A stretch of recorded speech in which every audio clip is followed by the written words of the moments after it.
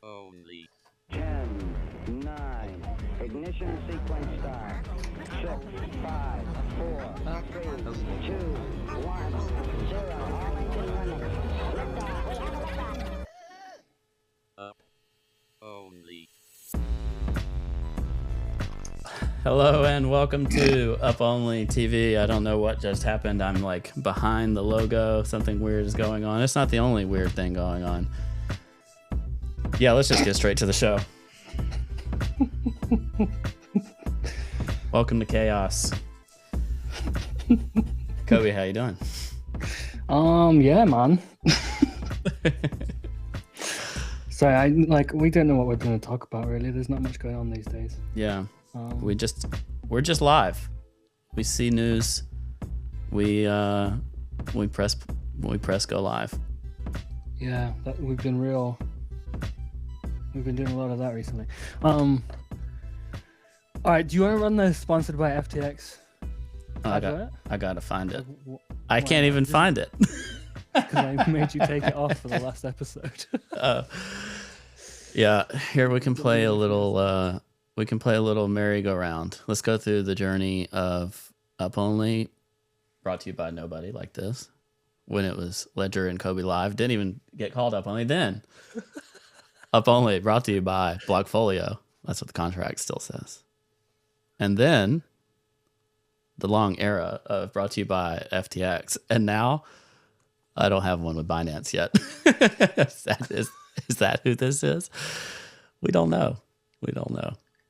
Look, this is just Up Only. Can you do it? Can you put a Binance version on there? Yeah. For the memes. Yeah, sure. Let me go just download a Binance logo real quick. Give me a minute. Has anyone registered SBF_BNB on Twitter yet? Because that was a great username for you to go. So apparently I sound low. Someone said I sound low. You sound low? All right, it just pumps you up. I'll turn myself down as well. Cobie, you've been around for a long time. Where's this rank on the oh my god territory?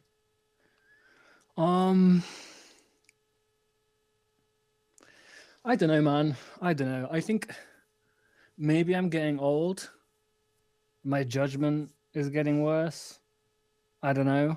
But 3AC and FTX blow-ups,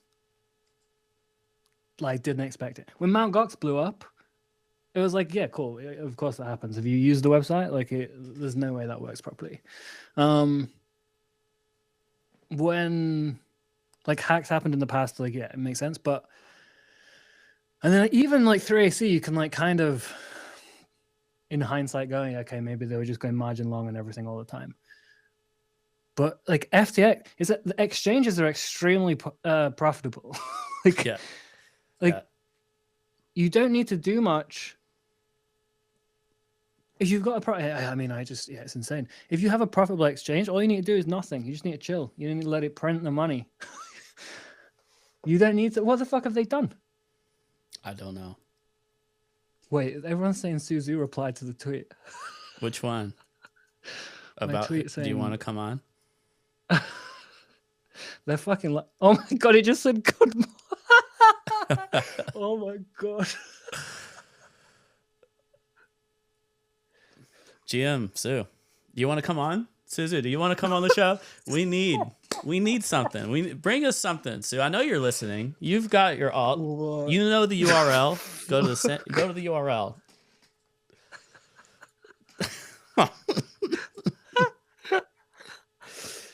Dude.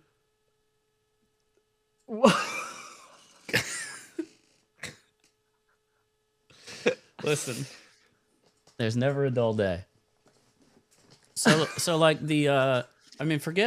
us and sponsorship. The FTX logo is on the Major League Baseball umpire uniforms and for 12 the Miami years. Arena. What are they going to do? 12 years. For the next 12 CZ years. just going to say this is mine now? Is that how this works? Formula One. Oh yeah, it's on all the cars and shit, isn't it? Man, I to to go to the like the enemy to within 24 hours of the bank run starting, to go to the like save the industry, save user funds acquisition means it was so bad that they didn't think they could raise enough money to cover it, basically, right? Like they would have needed to raise what, half a billion. They could have probably raised it. Yeah. So it has to be larger than that. Maybe they could have even raised $1 billion in a down round if they really went deep with people. So like, what's the hole? Is it like $2 billion? And how the fuck did they have a $2 billion? Were they literally just giving it to Alameda or something? I can't understand. There has to be some big problem with Alameda and FTX.com. Like, it seemed like there was and I saw this. I'm now just going to hit straight speculation because what else do we have to do? Somebody in the chat when we were recording Weekly Open, which is probably already aged like historically badly, which nobody should be surprised. But somebody said there's a carve out in the terms of service for FTX US versus like other jurisdictions in terms of user fund usage. And I wonder if, purely speculatively, was there like on the FTX.com side of things, was there usage of funds by Alameda doing other things, and somehow Alameda became insolvent? It came up very, very late, and you pull the whole our collateral is FTT's wrecked. They get liquidated or margin called or God knows what. But like, they were talking a whole different game 24 hours ago. Was it really $22 line in the sand for FTT and that was it? Peg broken, game over?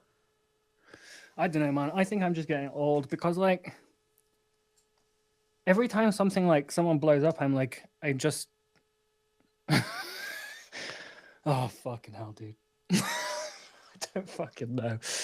I mean, Sam was on the cover of Fortune like 2 weeks ago. But if like, so my question is, if they were commingling funds with Alameda, which I thought was like virtually impossible. I thought it was so stupid it would be virtually impossible. But if they were crossing the boundary into commingle funds with Alameda and like letting Alameda trade customer funds, basically, then why didn't they just share data with Alameda and let Alameda trade against everyone else and like make free money? Like, yeah. They had God mode and they still went they still went bankrupt. I don't get it. How do you lose money if you can see everyone else's positions? I don't understand. I like when CT is like, oh, they're just stealing money from us all, like they're sharks, they're like making trading unfair, they're pumping their own bags, etc. Actually, they just blow up. They're worse than everyone else. Broke. They're literally. Is that surely not? I don't know, dude. Who fucking knows? I mean, if you really want to pull the regulatory hammer down, this is a good way to start it. You know, Sam Trabucco says he won't come on. All right, that's fair enough. Fair enough. Yeah, Susie messaged me saying LMFAO. Telegram. Tell him to hop in the call. Do you reckon he's not going to do it? Do you want to come on up only or nah? All right, I can message Do Kwon as well. Do Kwon. Just ask everybody. Listen. Do you want to come on up only to talk about FTX? If you've already blown up this year, what do you have to lose? Yeah, if your blow up was like 2 blow ups ago, you're allowed to come back. Everyone not allowed to talk about it anymore. Oh my god. All right, well, do you remember when people used to put FTX in front of stuff like it was like FTX Miami and stuff? Yeah. Now it's Binance FTX. Binance FTX Miami. Man. Tom Brady's had a bad year. Let's just say that. You don't know who Tom Brady is. No, he's the basketball player or something. Yeah. Got divorced. His team sucks. And his FTX equity interest just got liquidated. 2 different people have told me that FTX has a $2 billion hole. And one person has told me the Binance deal is not going to close because, open quotes, allegedly, Binance do not know how bad the fraud is. So that doesn't sound good. Well, you're speculating. They're speculating. Yeah, I'm just passing on the rumors. Yeah. I'm adding fuel to the fire. Yeah. Causing trouble. Every single person that messaged me that said, please do not say this information on the podcast. So yeah. I was tweeting because earlier I'd said that I had not heard anything from the team either. And then as soon as I got a message that the core team is working to get some comms out there, hoping to have an update soon, I then shared the core team is going to say something I just found out. And it was like the same time that Sam was like, yeah, FTX.com has been bought by Binance. I was like, soon. It happened, man. Does this mean we're out of our deal now? Can we don't have to do the rest of the episodes we're contractually obliged to do for them? Or do we have to do them? Well, I actually, because I didn't know who do we have a contract with, like what is our deal? And it looks like it's with Blockfolio. So our contract is with Blockfolio. So is Blockfolio part of this deal? Is Blockfolio part of FTX US? Oh my God, if we're sponsored by FTX US, and we just keep saying oh my God, it's going to be that. We're going to be like, do you please use FTX US? Fucking hell. All right, well, I think if we must have a clause that says if you go insolvent, we out of the deal, right? I just shared. I forgot this is a display. I'll have to open the contract and look. I don't know what's in there.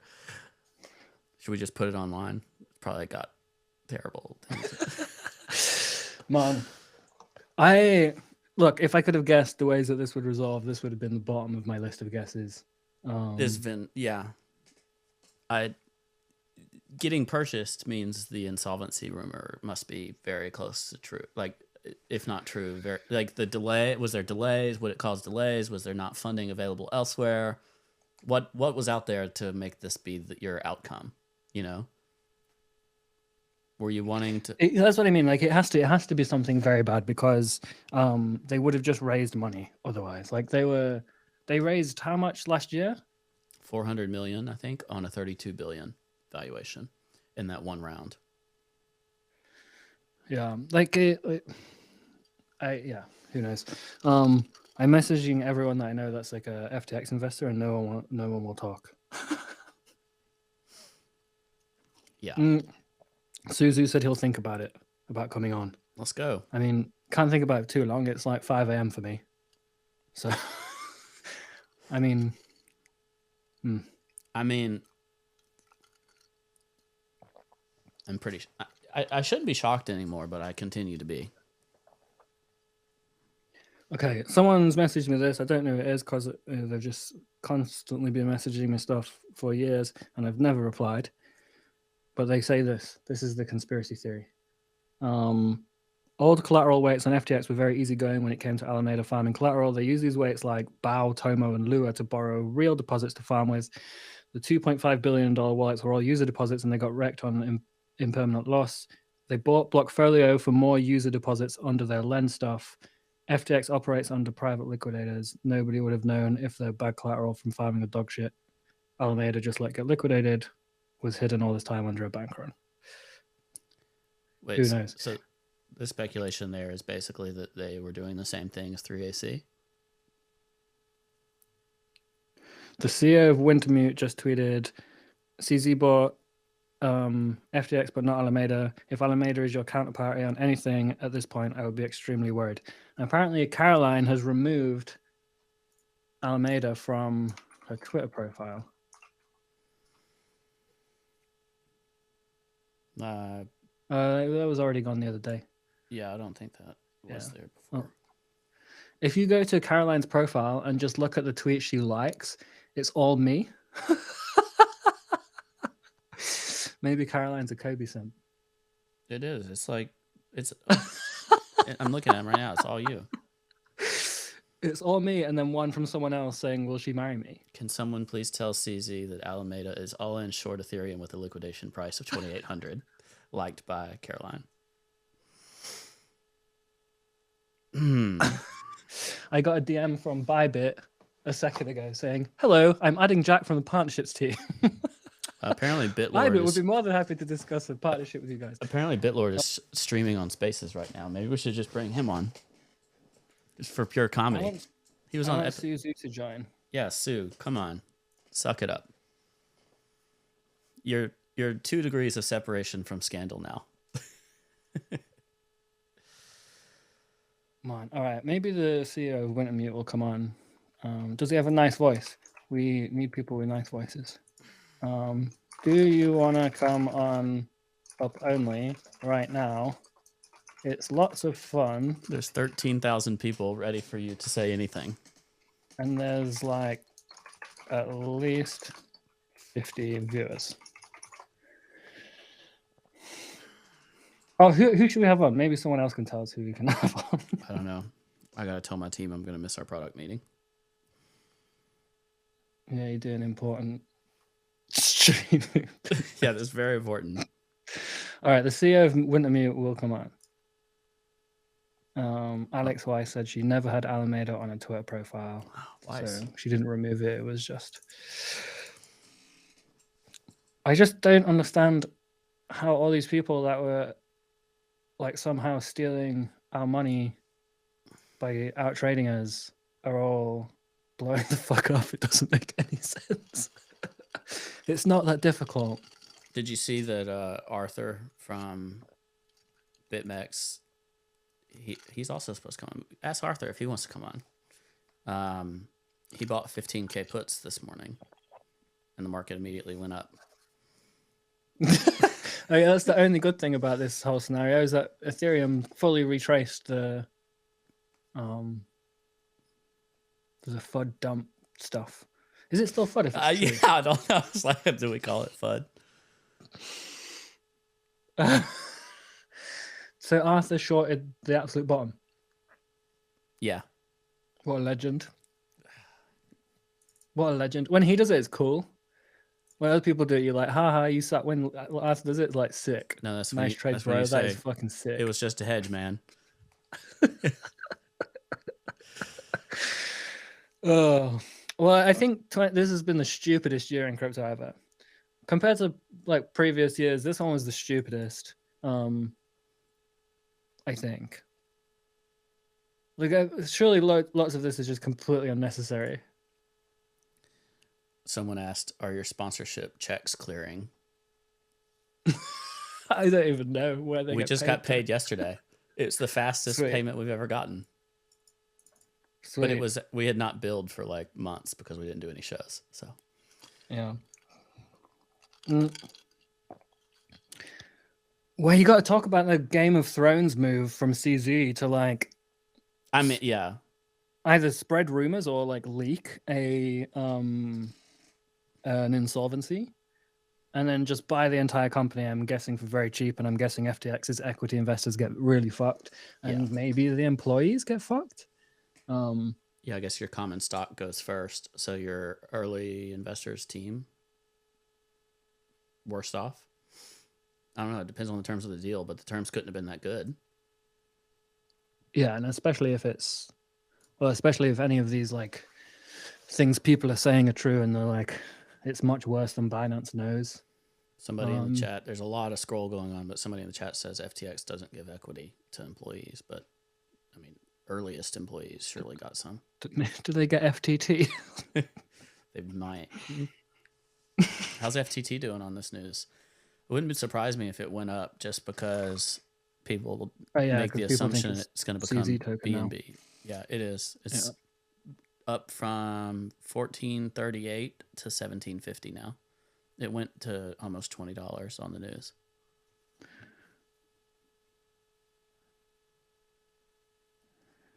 So somebody could have had inside info on that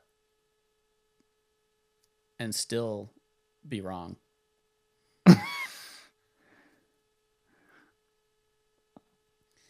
if anyone has any any good gossip, please play this. We're just reading it.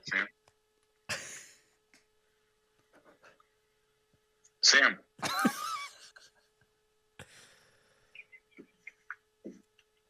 Sam. Sam. Sam. Amazing. Remember when we had CZ and Sam on the same show? You think we could do that again? Man. I mean, Probably not. we only have to ask CZ now because Well, so 2 different people have just told me that he sold for $1. Surely, sold FTX. yeah. Which, because if they have like a $2 billion hole, let's say, Yeah. then the price of acquisition is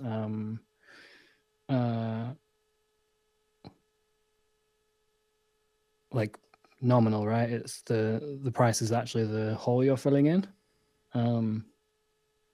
Well, actually, one person said it was $1, and then someone else is says it's 1 Dogecoin. If CZ offered 1 Dogecoin, I will finally change my mind and say CZ's cool. So can we presume that Alameda blew up? Well, the rumor I am receiving on Telegram from someone who's reasonably close with Sam says the reason is Alameda commingled assets with FTX offshore, which is why FTX US withdrawals work and offshore didn't. So I just can't like if they genuinely did that, if that's true, I cannot. Like, how fucking stupid can they be?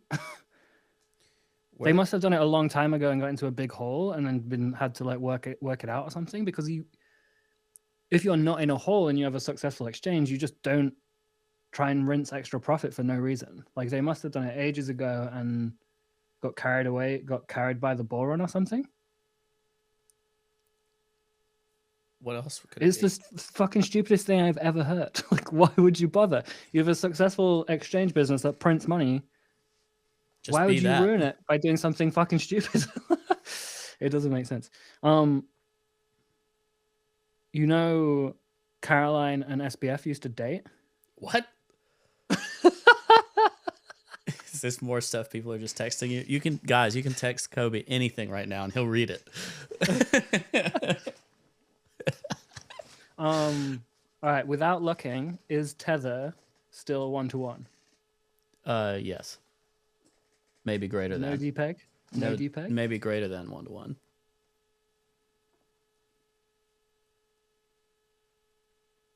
Should we look it up? I don't know, chat will tell us. I'll believe them, whatever they say. Justin Sun has tweeted. Okay, let's see what Justin Sun said. Justin got scammed. He just bought Huobi. He could have bought FTX. For $1. Justin can make up that $2 billion hole with one DeFi wallet. He tweeted Huobi is back in the top 3. Wait, he fucking won. He's the chat again. He bought Huobi when it was fucking irrelevant, and then the second biggest exchange died. Incredible. How can you have the audacity to go to DC and be lobbying politicians and donating $100 million to politicians while you have a $2 billion hole in your box? It doesn't make sense. The thing that's caught me in this cycle, when stuff went wrong previously, it was like someone got hacked, someone set up their wallet wrong, something like happened. But this one, it was always like, oh, someone just did something that they could have avoided doing that was illegal. Someone made a directional bet that was wrong illegally. Yeah. Like 3AC was like, oh, we faked collateral to make some directional bets, so we got them wrong. This seems to be all we commingled with Alameda. They lost our money. Like the previous ones, it was like, oh, the people were at least trying to do their best, and they made an error. This one's like, oh yeah, people were just doing illegal shit. And for some reason, I go, oh, they they would never do illegal shit when you can just not do illegal shit. But was it 2021 when Alameda was like, yeah, we started being directional. It used to be delta neutral, and now we're directional, and that's fine. Wasn't that 2021 on the way up? I don't know. Maybe they just weren't very good at it. They only were long in like a turbo bull market. Like, they can't have been great. Maybe Alameda's like illiquid but not insolvent. Like they bought like GBTC or something. That would certainly make sense to me, but a $2 billion hole is a big hole. Like they must have had. There's a lot of money on those exchanges that will not. Their risk tolerances just are like any rumor got to get out, and if it's kind of a Pareto principle thing, a small number of big players say they're out, and it just creates a huge problem on that liquidity. That would be best case scenario, I guess, if they weren't truly insolvent. They just couldn't get the funds quick enough. So you remember in 2020 when Sam was like using FTT, like 25% of the entire FTT supply as collateral to short like Wi-Fi or something with Cream, you know, the old marketplace that did like lending, the money marketplace. Claim. Yeah, but it had like long tail assets. And he was using like 25% of the supply for FTT to like short some stuff. Yeah, just deposit all the FTT because Cream accepted it as collateral. And then did they just do that again?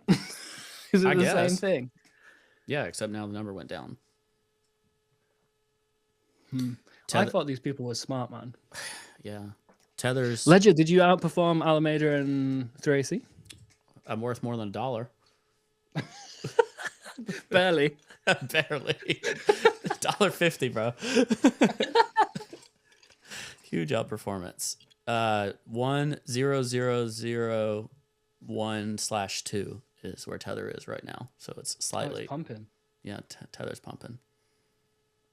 Long live Tethers. I saw Paolo from Tether. He was like, "What? There's drama in crypto and nobody's blaming Tether for it. This must be a dream." I'm like, "Don't speak too soon, man. They'll come for you." All right. Everyone can spam tweet some Tether FUD. Yeah. Like the Bahamas, FTX's office in the Bahamas was where they were keeping all the dollars, like physical cash dollars that Tether was backed by, in the basement. Sam also owned the physical Tether bank. Yeah, it's a good one. Yeah. It wasn't even a bank. It was just a floor of their office. Kwon's tweeted something, apparently. Let's see. Kwon.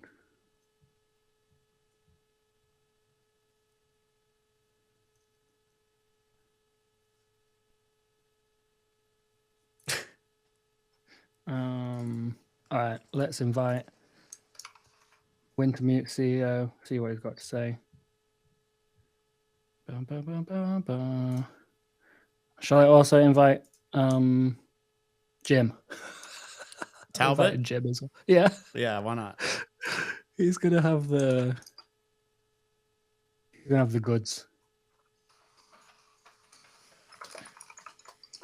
Oh, I mean, what are we supposed to do?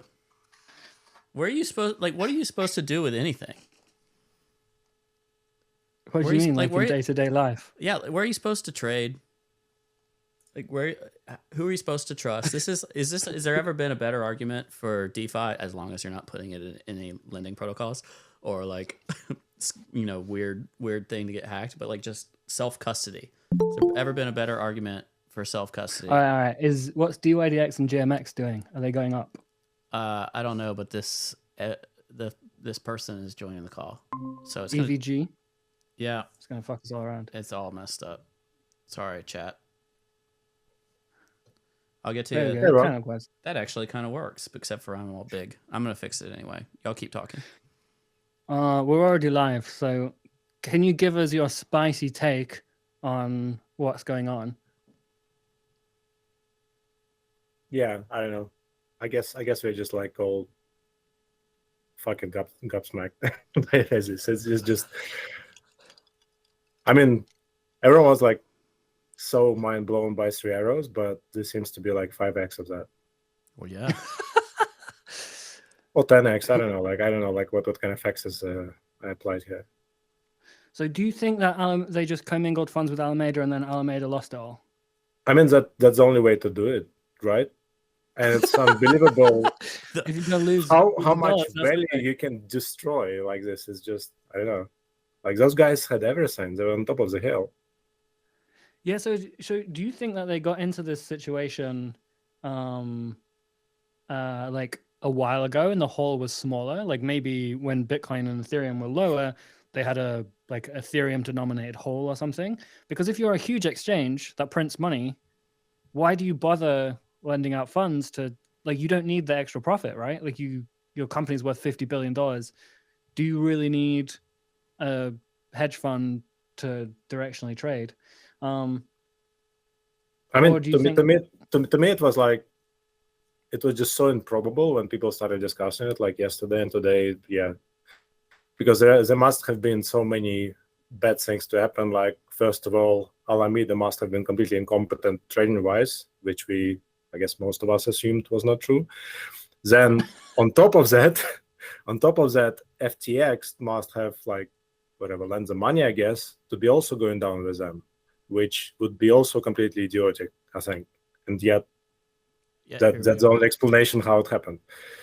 By the way, can you introduce yourself? Oh yeah, chat's like, who is it? Is that Kyle from 3AC? The third arrow.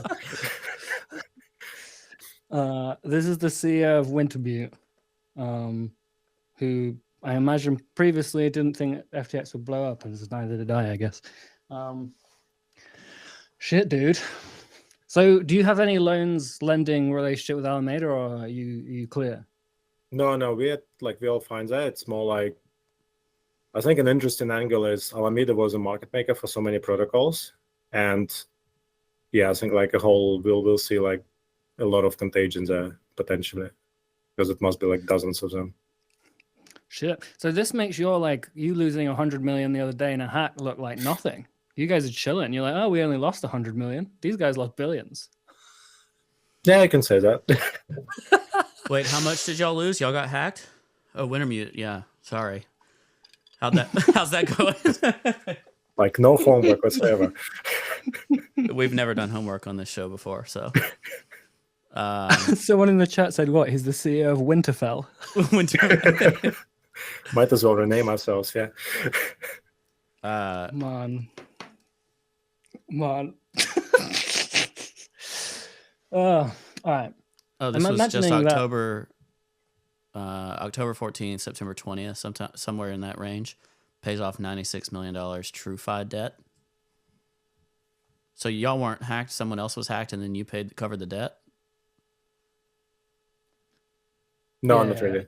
We just got hacked, then we repaid our loans, and we were fine. Gotcha. Yeah. All right, so they didn't lose all their money, you know? The trick is to not lose it all if you're going to lose it. That's the same. Like, the trick is not to put all your money in one place, and well, definitely not go leveraged on this, which I guess both 3 arrows and Alameda did ultimately. Can you tell us what's it look like when you're going through like the crisis mode of things to try to figure out what actually went on? Like, how long does it take you to gather the information to understand the full extent, and then where do you take that? I think it's about like the first goal for us that day was just to understand that it's not like it cannot spread to any other operations, because our DeFi wallet was covered by this, which was still like way below big part of our equity, so it was fine. We just needed to make sure that like centralized operations were not covered. And after that, it's just, and I guess that's what you don't see a lot of people doing in this space. But after that, was just a lot of communication, like Twitter communication, and just, I don't know, texting people on Telegram and what's not. Jim's shining. Oh, we've completely fucked. Here he is. Yeah, it's all screwed up again. This is going to be impossible. Sorry, Ledger. How you doing? Sorry. All right, Jim. What's your take? Give us your one-line take. Oh, give me a minute. Are you I still don't even know why I'm here. Are you still playing golf? Is that like your only thing right now? Yeah, pretty much. I managed to catch the short last night, so I'm happy about that. Oh But man. no, like, to be honest, if people follow me, I've sort of been alluding to this for like the last 3 months, that I don't think they're in a good situation, just based on the sort of headline gesturing versus actions, you know, of, oh, we're going to bail out such and such, such and such. It just seemed like, you know, patchwork almost, like just shoring up the ship, you know. Yeah, I think Luna probably hurt them a lot more than they allude to as well. Oh, interesting. How? I think you should zoom in even more on my face, to be honest. Look, you just got to give me a minute. Every time somebody joins, I have to redo it all. So, Oh, sorry. Man, we've got to get Sam. So do you think, surely Sam Trab knew about this, right? Like, he left how long ago? 6 months? August. Okay, so not even 6 months. Like, I think it was even earlier than that. It was more like he was phasing out slowly but steadily. I mean, that's an alarm bell in itself, isn't it, really? You know, especially timing-wise. It was post-Luna. And, you know, what's interesting, over the last couple of days, you can see it in the open interest. I'm pretty sure they've been covering a lot of exposure on Bitcoin and ETH. Just the nature of how it's declined. It's, you know, clearly TWApping out of large positions, you know, like $1 billion or something. So, unless that's you, Wintermute. maybe it's Sue. Maybe it's Sue. Sue's back, man. Yeah. He's did been you? off- Oh, he's- please! Did you see the picture I sent you on Telegram? Oh yeah, well, you'll expect one of us in the wreckage. No. There's a chart. Oh, you sent another? There's a chart. Oh yeah, no, I didn't see that. He said good morning at the absolute top. all right. Amazing. We have an anonymous but resourceful tip. You want to hear it? Yeah. So, FTX collapsed because they bought U.S. equities with customer deposits. Equities dumped, and there were $3 billion in the hole. Anonymous. What? That's even stupider than giving it to Alameda. They bought U.S. equity. No. What? That makes no sense. They didn't even pump Ethereum for us. They could have bought Ethereum with customer funds over and over and over. What did they buy? I don't know if it's true or not. Just not a complete rando or anything like that. Just Insane. that would be bad. And it's just the whole, you know, it's just how it makes the space look as much as anything, you know. Yeah, It's just kind of embarrassing, isn't it? We're all going to jail. Speak for yourself. I mean, you have all those like super, what you suppose, I guess, smart people, and yeah, they just blow up one after another. Especially Sam, like what the hell? All I this think effective altruism stuff. I don't know. I wonder what stocks they were buying. Do you reckon they were like buying Peloton? Well, maybe that was their stake in Robinhood. it's probably like Soylent and Impossible Burger or something. Did you see Robinhood like dumped 10% in the middle of all this stuff happening? And like Sam's allegedly got $1 billion stake in Robinhood. That'd be Do you reckon the CZ's market sold it? CZ's next acquisition. 7.6% stake in Robinhood. I don't know. Do you like where do we trade now? That's what I was saying earlier. You're making fun of me. So Sorry, you that's supposed my to go? role in this. That's my role in this relationship. I don't listen to what you said, and then I make a joke about you. But where do we actually go? Because like I'm old enough to be like, I'm not super comfortable on Binance, our new sponsor.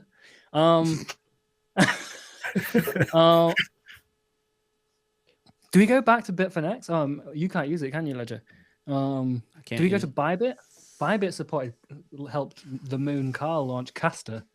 So Well, don't I'm really gonna. want to go Bybit. Yeah, for Americans, it's like if you say if the whole U.S. side of FTX is also wrecked, I don't know. There's Coinbase, there's Kraken, there's Robinhood. Coinbase like freeze your account if you don't have enough.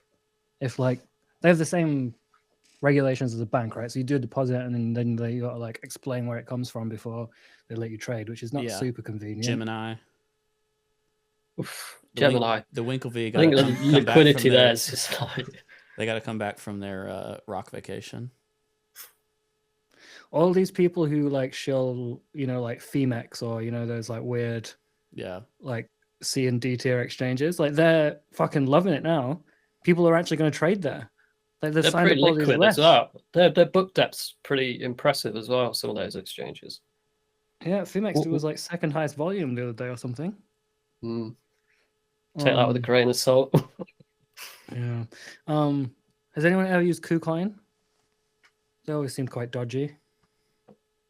years and years ago. That's where I sold. What's it called? The one that mooned, and I sold it in the bear market. A16Z synthetics. I own Kraken, I would go to Kraken, but in the bull market, Kraken wicked down like 90% a few times. So if you used it with any sort of sophistication or complexity, you just got stopped out over and over and again for no reason. Yeah, Like every 3 months, Bitcoin or Ethereum would just like wick down to zero. yeah. Kraken's Widowmaker wicks were ridiculous. It's a feature. Did Steven? Jesse step down? Is he one of the CEOs who pieced out? I think he did. Yeah. And then there's a Coinbase guy as well. The other day. Coinbase. Who at Coinbase? I don't know. We got that many titles. Some manager or something. But Binance US. are their earnings out yet? Coinbase. Have I missed their earnings? I don't know. I think they were getting wrecked on public markets. Maybe Sam was selling coin too. This is more speculation. It's just one big Ponzi, isn't it? Really? Oh, it's only down 1% today. It's at 56. But It's probably like 3 to 5 billion active money moving around, and the rest just fucking leverage. It's insane. I mean, Coinbase IPO'd at 400 and now it's at 56. So can we trust Coinbase? Can we trust Robinhood? Binance? Coinbase locked my account for like 12 months once. Wow. With a load of Bitcoin on it. But it was locked for the entirety of the bull market, and they unlocked at like 62k. Nice. Really, they gave you the assist. I mean, really, self custody is the answer here, and trading on chain is the answer. But you still have to have a onboarding and offboarding venue.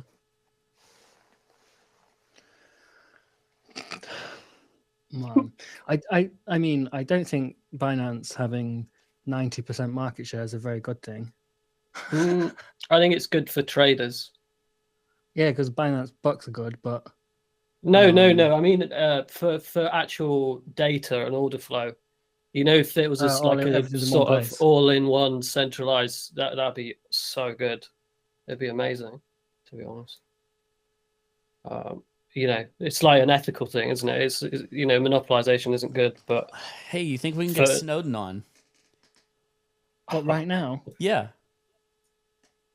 He's been talking to crypto Twitter and stuff constantly recently. He's an account. He's got a crypto Twitter account. He's been talking to people. Snowden, are you watching? Edward Snowden. We need your thoughts. There's like news sites taking clips of this and just like tweeting them as like a scoop, but fact. it's like these random rumors that people have been DMing me. Just in, Binance bought FTX for 1 Doge on a news website. Somebody did do the SBF_BNB. Nice. Man. Do you reckon Sam Trabs is watching the podcast? Yeah, he's probably got snacks and like just laughing. Someone just told me he sold his Robinhood today, so that the thing was him. I don't know how people would know about these things, but the 10% dump was just him market selling. All of this is speculation. We don't know what's going on until someone tells us. We might never know, to be honest. If it's like genuinely like bad fraud, it will be like a long time till it comes out in a Netflix show or something. Well, you know how we'll know? Michael Lewis will have to rewrite his book, I guess. Poor guy. Yeah, shit. He was doing a book about SBF, wasn't he? I mean, the book just got really, really good. Yeah. Yep. Maybe he knew. Maybe Sam was like, "Bro, have I got a story for you?"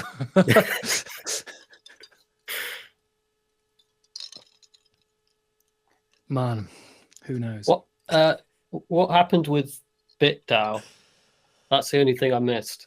Well, they said it wasn't. Caroline said it wasn't them, but they owned 100 million worth of BitDAO, and they said they were never going to sell. And then somebody sold 100 million BitDAO, and then Caroline was like, "No, that wasn't us." And the BitDAO guy said, "Okay, that's good to know." Well, that, but I don't know who sold it. I saw. But I saw somebody tweeted that the venture fund sold it. Yeah, like their own venture fund. Their own venture fund. Yeah. Like they no, they just withdrew. They just withdrew it from FTX. I don't think they sold it, but the reason they figured out that they might have sold it was because there was less than 100 million on FTX, and Alameda was supposed to hold 100 million, so it looked like some had gone somewhere, but apparently they just moved it or something, and maybe they sold it and rebought it.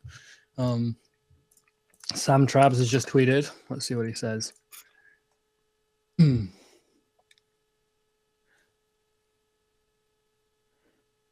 Surely, much love. So when Caroline was going to buy this $2 billion or $1 billion of FTT or whatever, I don't know. She was going to buy it with my deposits on FTX. I don't understand. Was that bravado? Was that a plan? Sam said, "Much love to everyone. I'm sure the past few days have been dark for many, and I hope the road ahead is brighter."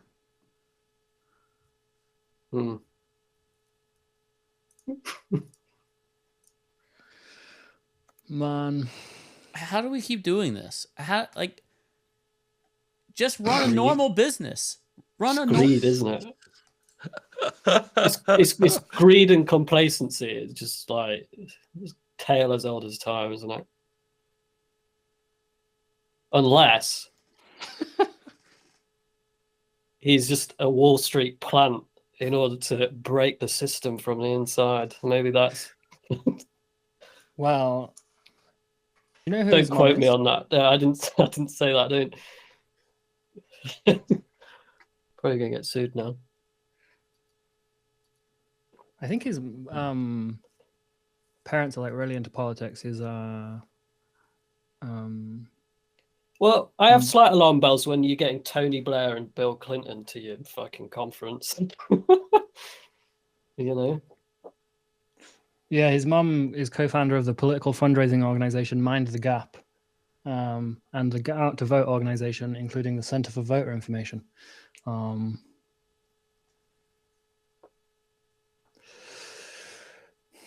Buying US equities, that can't be true. If that ends up being true, then I might be done. I might just go, you know what?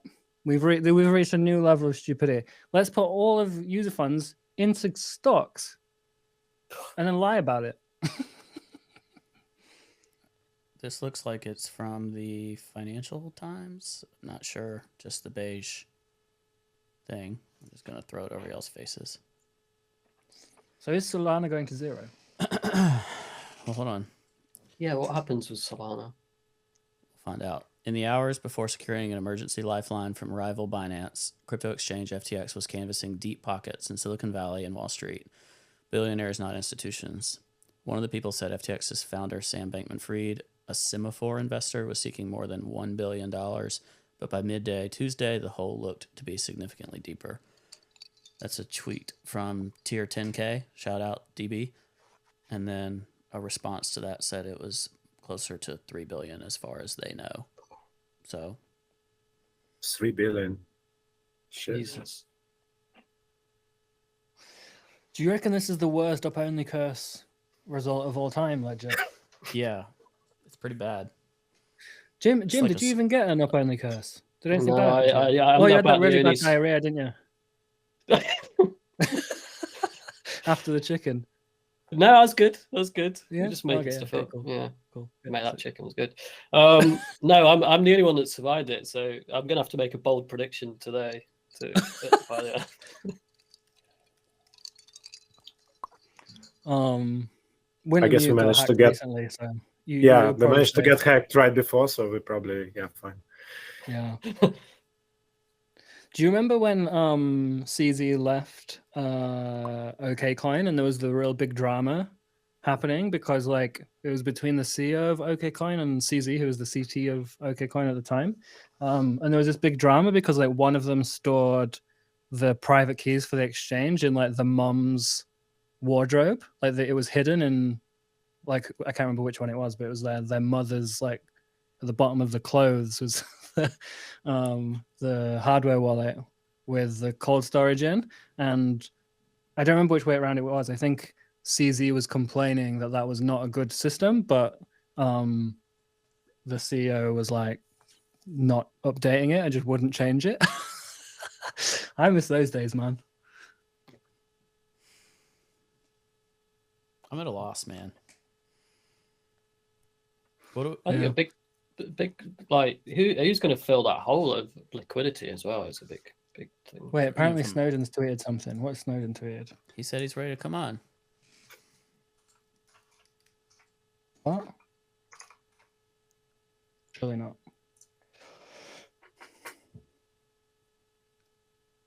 Yeah, I don't see anything that he said. Oh, he just tweeted a picture of CZ's face that's slightly photoshopped into a smile. Can everyone spam him and ask him to come on up only, please? I'm sure he's got nothing better to do. Arthur Hayes just DM'd me saying, would you do a show, just you and I, about the FTX Binance shit later today? Oh, yes. It's 5 a.m., but yes. It's now almost 6. I guess it's the morning. I can just stay up. How does he even... He doesn't even follow me. What a fucking bastard. I'm going to say unless you follow me back. Arthur doesn't? I don't think he follows anybody, does he? Is any one of those 0 follows people? All right. Maybe 8 hours from now, Arthur. 8 hours from now. All right. I can like go to sleep and then wake up and do the thing straight away. Maybe SBF pushed her off a roof. Dude, don't say that. You're too tired. You need sleep. He retracts that statement. I said maybe. Oh.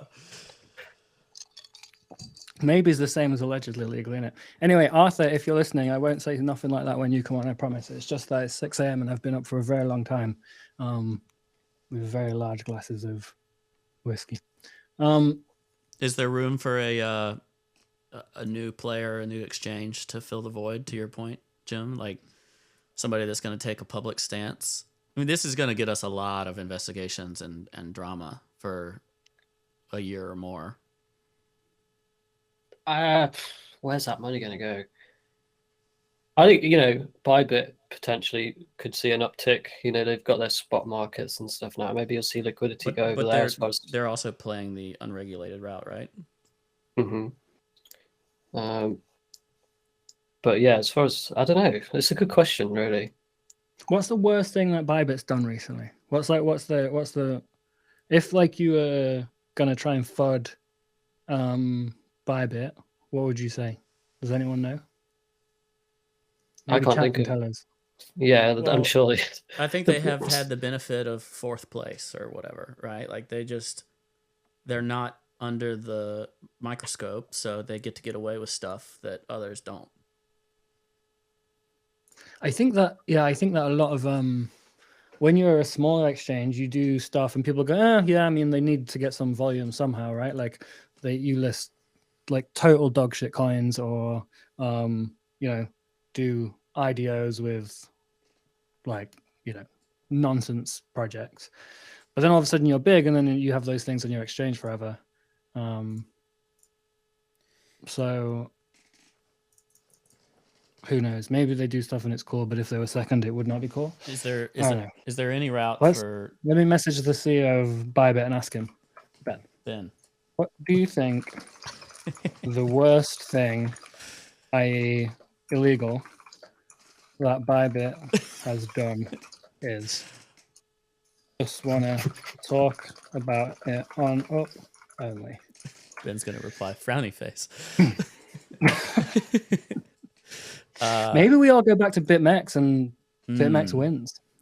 The redemption arc of BitMEX.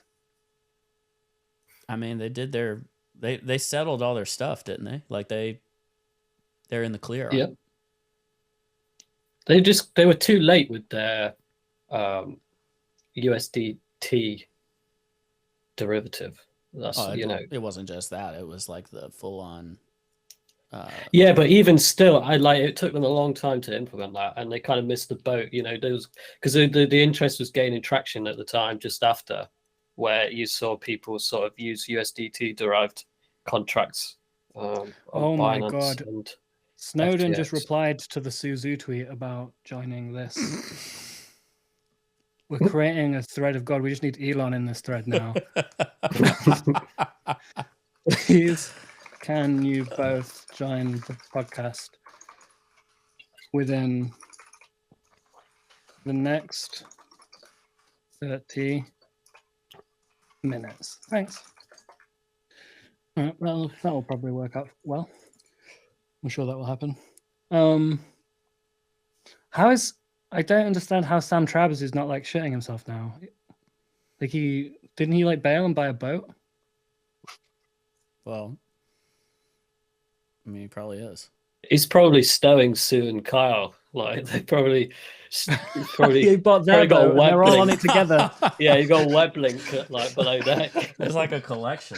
Who all's on this boat? Somebody draw this up. Sue and Kyle's boat.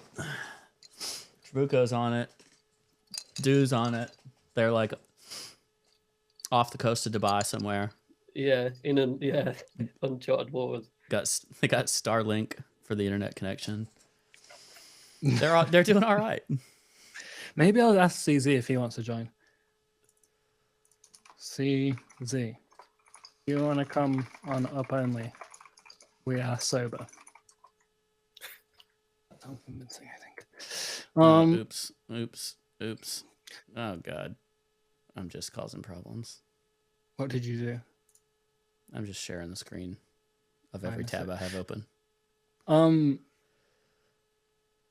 Can Sam ask for his like withdrawal, his donations back? Like, can he go to like the politician and be like, bro? My bad. Remember when you don't want the money anyway. It's like it's proceeds of crime. My bad. Allegedly, proceeds of crime. Can I get it? Imagine being financed by SBF in any of the campaigns. Like you might be in trouble now. Yeah.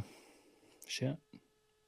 What's Solana doing? Is it just going in a straight line downwards? Probably.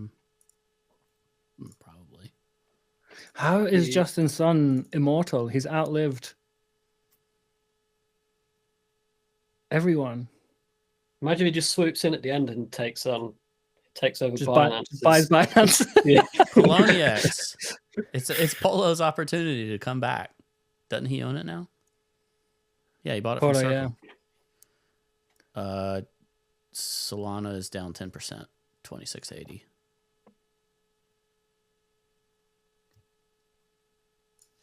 FTT back to 15.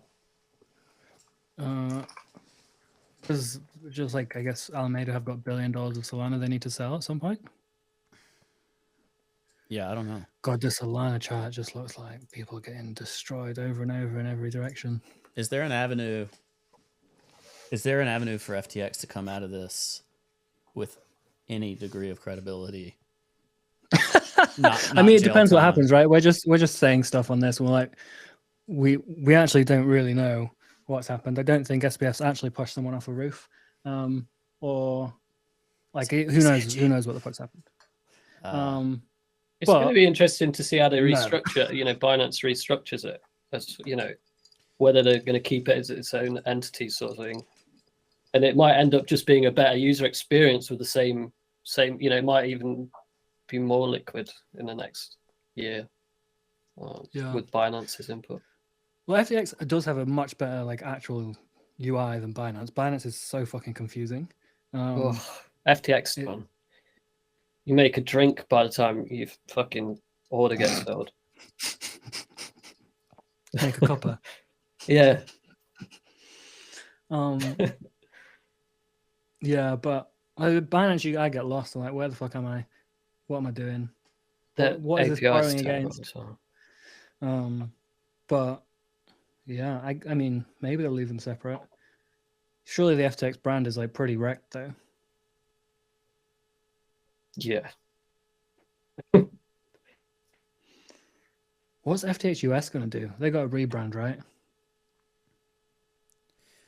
I don't know. FTX US, yeah, they could become something else. All right, so here's a good conspiracy. If you know the I love purchase, a conspiracy. it's a PR tech, I guess. If you know okay, CZ didn't buy FTX. This is someone called Mayazi. Binance bought time for the crypto market to calm down and let FTX find a buyer to fill the hole. And whether that's Binance buying time or FTX buying themselves time. So he says that The letter of intent serves as a placeholder for a proper buyer to come in due diligence. A bit like what FTX were doing a few months ago, really. So this purchase, yeah, literally, it's very similar to what happened with BlockFi. Yeah. The question is it like BlockFi where things were on the up and up, but they got wrecked? Or is it things were done improperly, nefariously, against terms of service, without proper disclosures, and there's problems? That's your biggest gap. If it was on the up, on the up and up, they can recover. It could be a situation as simple as they just need time for the withdrawal process to sort of cool off, because I bet they're they are clearly strapped for cash now due to the amount of withdrawals. But they technically must have one-to-one. Like the only reason they might be in trouble is they cannot do one-to-one. But I'm saying, is it one-to-one to hand? Is it one-to-one as in like instant fulfillment? If you know what I mean. I mean, maybe they have like cold storage. I don't know, somewhere buried in Bahamas. I don't know. Who knows? They need a day to dig it out. I don't know. But it's on the boat. It's on the boat with Sam. Well, yeah. Was it simply stupidity or fraud, or stupidity or both? Yeah, I think fraud's stupidity sometimes. I don't think you go out intentionally committing fraud. It begins. Fraud begins with stupidity. Mm-hmm. And it's amazing what people do in desperation. Like you pretty much do anything. I mean, it's very crypto thing. It's like make it all in one trade kind of thing, right? Mm-hmm. Yeah, he's just like me.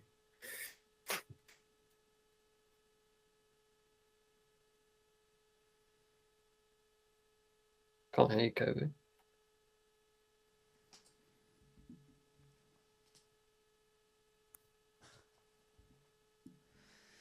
I turned myself off because I was typing and then I forgot I'd done it.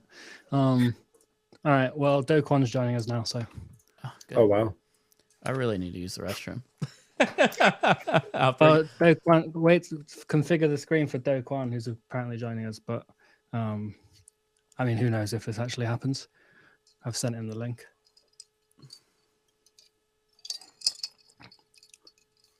I wish I was a little bit more sober, to be honest. Are you drunk? I wish I was a little bit more drunk. Don't worry, you were last time. Yeah.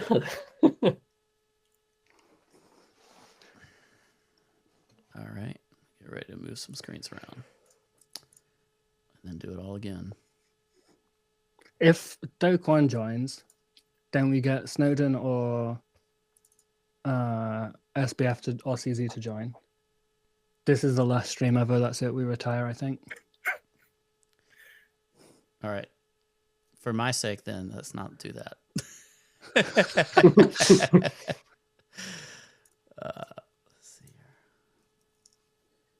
I don't even know what that one is. Oh my god. LOL DeFi just posted the most fucking banger tweet. I don't think I can even retweet that. It's so fucked. It's so good, but so bad.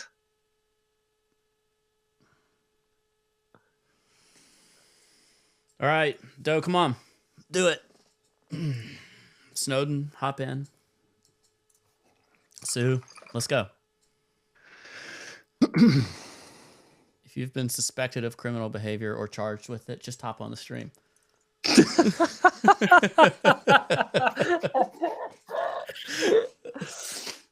Oh, fucking hell, man.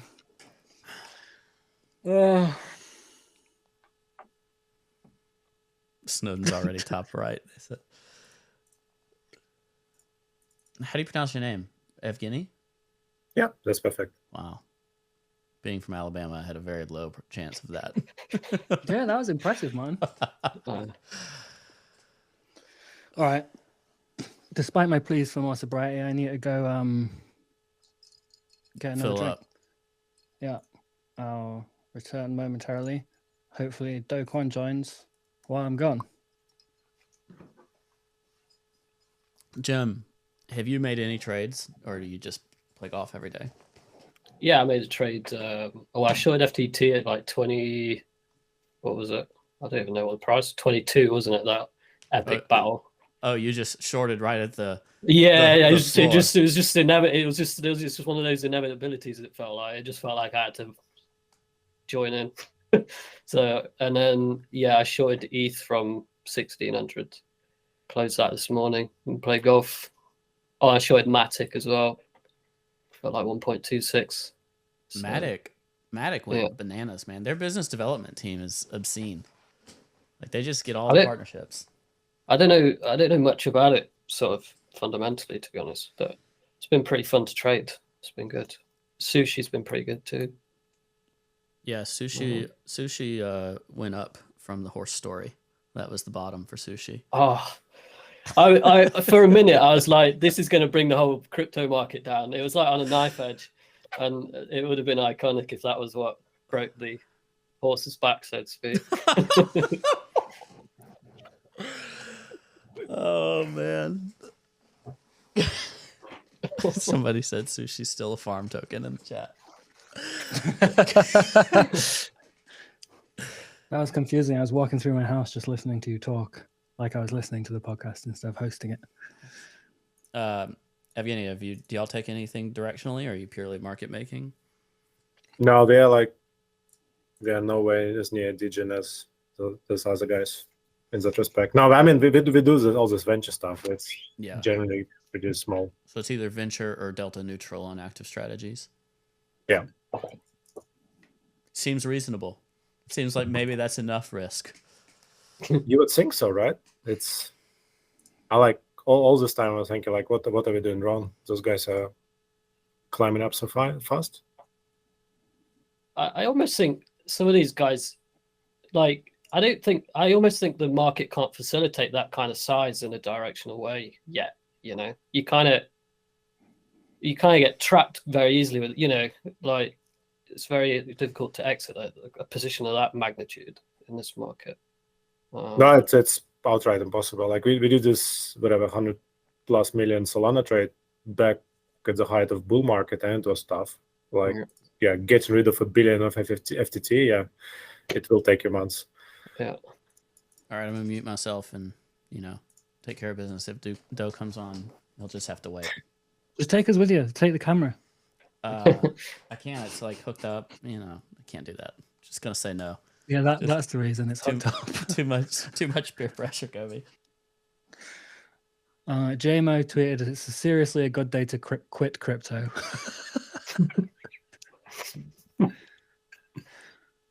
All this happened because Gainzy never got those courtside seats. Imagine how solvent they would be now if they'd given him the seats.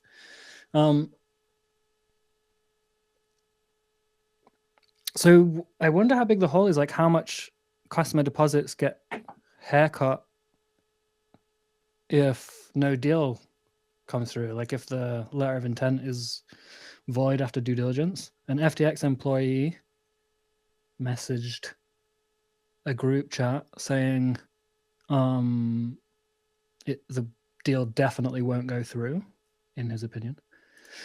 So if they're not one-to-one and a deal does not go through, do they get wrecked? Also, Zane, who used to work at Bitfinex, now works at FTX, was tweeting the terms of service the other day saying that they don't invest or loan out client deposits. So if he knew that's a lot of legal liability to incur by lying, which suggests he didn't know. That So would who be my actually knew? assumption. Yeah, I think with the holes that big, like it should have been very few people. Yeah. Oh, Dave Kwon is actually joining, and Ledger's not here to accept him. Someone outside wants to join. Oh, we finally get the rock duck one, right? Yeah. Ledger, where are you? Man, Jim, what are you going to chat to Do about? Mate, it's a good job I'm not drunk this time. I'm not his biggest fan.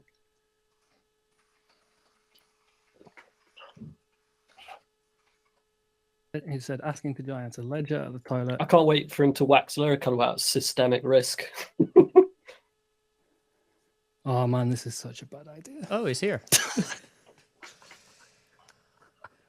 What could go wrong? This is such a bad idea. Hello. Hey, what's up? Yo. Oh my god, it's Do Kwon. He's actually Hey. here. I did not expect Do to join. Do, what's your take on the FTX drama? Hold on. We gotta at least get. Wait. We gotta get the video. Fix the screen. All right, fix the screen. Oh, my video is on. Do you guys want to see Yeah, it? No. you're Ledger good. needs to just arrange it properly. I have to Okay. pull you on here. The stream doesn't believe it yet, but they will.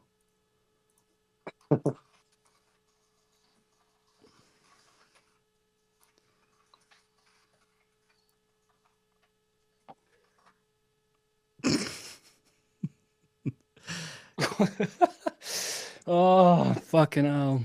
Cobie, it's a good life. It's so early in the morning. Wow, that's I need to bad. go I'll to try to bed. redo that. What are you drinking? What does it look like? I can see what it looks like. It looks like piss. It's whiskey. Looks good. All right. Well, welcome, Do Kwon. Is it fixed? Are we good? Yeah, Everyone can. it's good enough. I'm fixing it more. All right. So, I hear you like on the run or traveling around countries illegally, or are you just chilling? Is it all false? Yeah, I don't think I'm on the run, but I don't think I. The background's a bit suspicious. Yeah, I mean, I don't. yeah, it's like default. I don't know how to Halloween. get rid of this. Are you on a boat? Are you on a boat with Sam right now? Yeah, I'm on a phone. So Yeah, I what's can your see take? that. What's your take on the FTX stuff? Would you have expected this?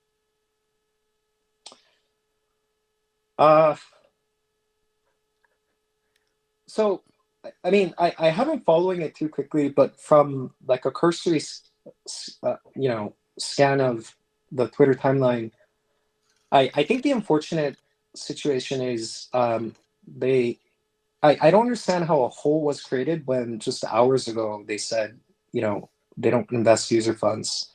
But having said that, I think one of the things that, people need to appreciate is probably, I'm assuming, that running an operation of FTX's scale and doing like venture investments and trading through Alameda and stuff like that is hard. So shit happens all the time, and doing effective crisis management is not easy. But just from like the hate that's spreading across the Twitter timeline, it doesn't really seem like average users understand the complexity and the stress of doing something like that.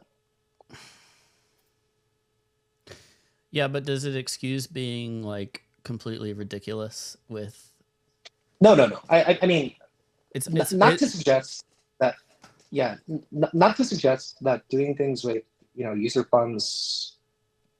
I'm not speaking about it from that angle. I'm just it's hard. That's what you're saying. Yeah, so it's a multi-dimensional type of thing. Man, what a weird fucking year, dude. I mean, agreed. They get less and less predictable. What's going to happen next? Jim, what's your prediction for the next blow up? The next blow up? Well, yeah, I'm 2 for we 2. Got one more before Christmas. Yeah, I'm 2 for 2. Who's going to be next? Well, you got Alameda and 3AC? Yeah, no. I got Kwon and Luna. And, $60 billion. It was $60 billion. Not even today. Who's next? I don't know. I'll ponder. I'll let you know. What's the price of FTT? 15. 12, 11. Oh. So, dude, do you have any... catching up to Luna. Is it really down to 11? Dude, do you have any crisis management tips for Sam? Well, I don't think I did it particularly well. So I don't think I'm the best person to ask for advice. But, well, I do think situation was a little bit different. So, like if you read the media coverage, you would assume that like Terra was like a hedge fund that blew up $60 billion. But it wasn't like that. Most of it was beyond our control. The protocol worked as expected. Yeah, I mean, we never like offered to take user deposits or anything like that, and like the network was so large, so it's not like you can suddenly like look to the blockchain and say, hey, look, we're going to pause withdrawals or something, right? So I don't know, like I mean, I spent some time looking back, but that I don't like really had y'all made that governance vote and actually stopped the like death spiral to zero, it probably would have saved some money in hindsight. If you could have taken that sort of control, wouldn't it have made a difference? Yeah, but like a governance proposal takes 7 days, and all of this happened over 3 days, right? So there's unique inefficiencies of a layer 1 that just doesn't exist in centralized platforms. But it seems like Sam's gonna be fine. Like if what? Yeah. On what? Well, basis? I mean, like, if it's just like a acquisition, right? So I'm assuming that the sale price is at a reasonable discount to whatever the private funding round was. But like if CG steps in and makes users whole and things like that, there's no reason why like he would be in any meaningful distress. He'll probably move on to something else. What do you reckon he'll do next? Would you invest in an SBF startup? Yeah. Well, I don't know. Like I'm not really much of an investor, but I think it's too early to tell. Like usually with these things, it takes a while to pan out and for people to get to the truth. So, but I think for things as they are, oh,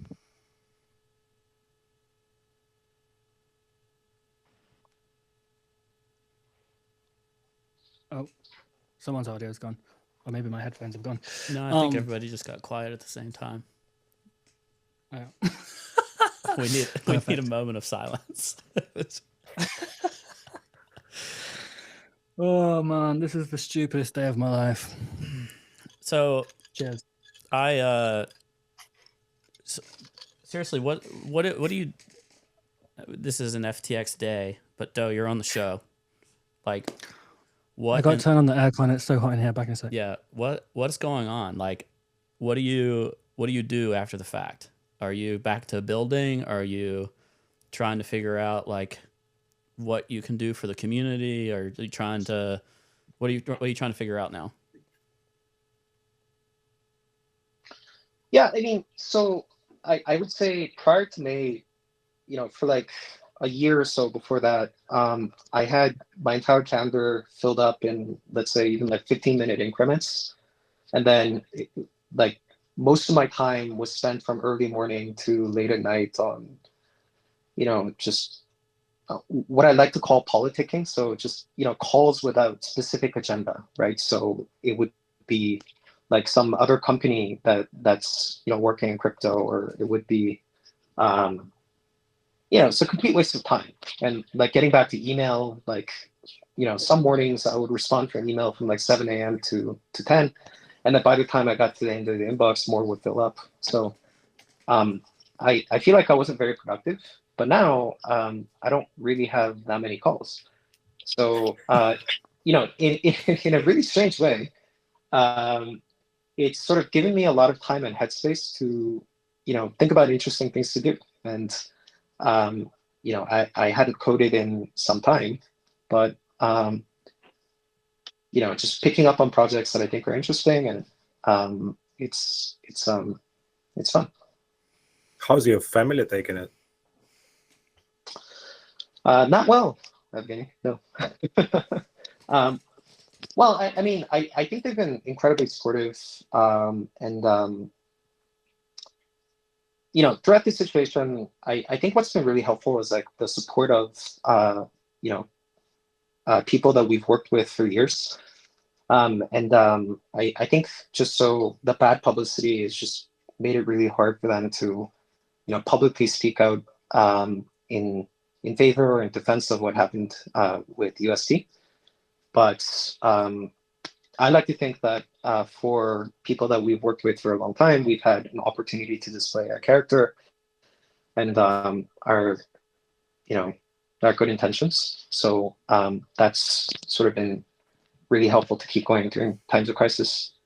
What? Yo, I just wanna point out that Cobie flatlined just right there. Yeah, he did. He's done. He's done over there. Cobie's been rugged.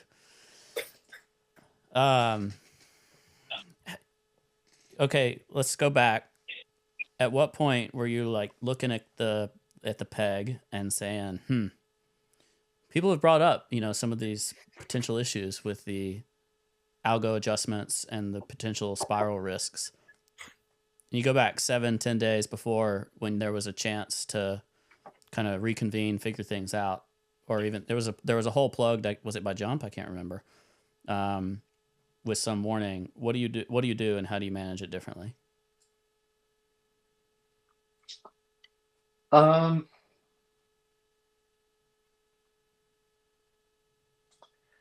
So I think there's multiple different things, right? So, but I think the issue is we grew, like USD grew a lot on the back of, you know, a massive bull market, right? So I think at one point USD got close to $20 billion. And I think, you know, during that time, it was, you know, like a lot of leverage and bubbles built into getting to that $20 billion. So, you know, that saying, like what goes up quickly goes down quickly, or maybe it's like what comes around goes around, or something like that. The Eiffel, it's the Eiffel Tower chart. Right. Come down, Well, I think so yeah, so I think if, you know, there should have been like plans to build in exogenous collateral more quickly, and then at a better timing, right? So it was kind of like the worst timing where by the time where LFG was formed and we were, you know, trying to build in external collateral to be, to diversify the backing behind UST, that's when the crypto markets were peaking. So, you sort of had, an effect whereby, like, as the collateral value was collapsing, like, people were getting out of UST because they were afraid and things like that. Yeah, so from a mechanism standpoint, there's multiple things that come to mind.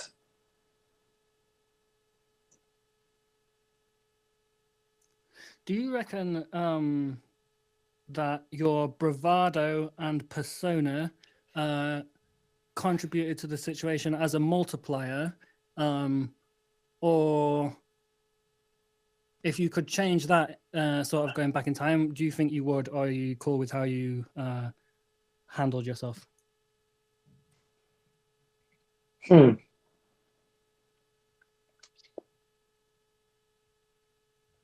So I think, so like a case in point, a lot of people think that Terra was started in 2021 or 2022 or so. And that's, I guess that's because that's around the time when Terra started to get noticed by the wider crypto community.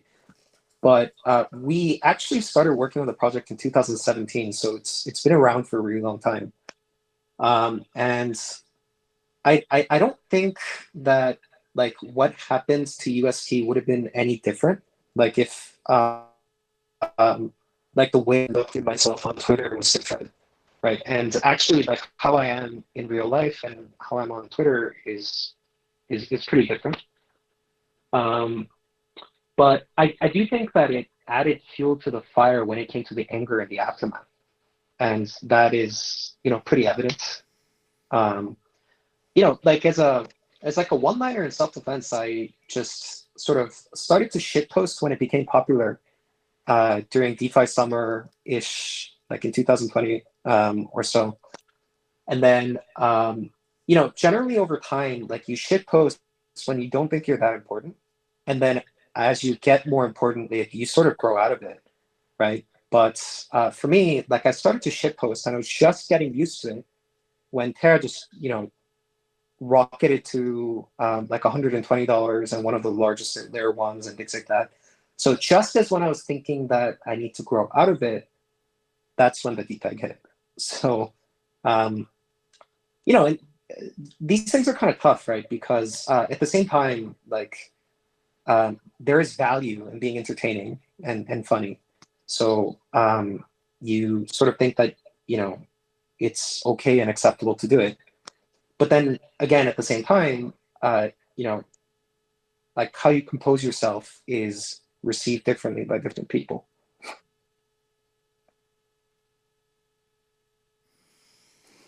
Wintermute, what do you think about it? About what? How Dole was behaving?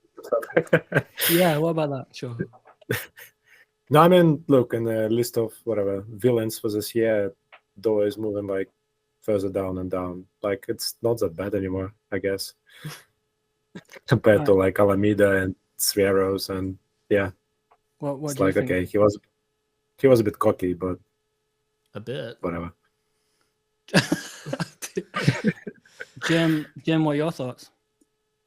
I always thought Doe was very dissociative, like almost gamifying the thing that he's building without any sort of potential ramifications for the impact it could cause to people. Almost sociopathic, I would say, to be blunt, because I'm not a huge fan, to be fair, so I don't mind being blunt.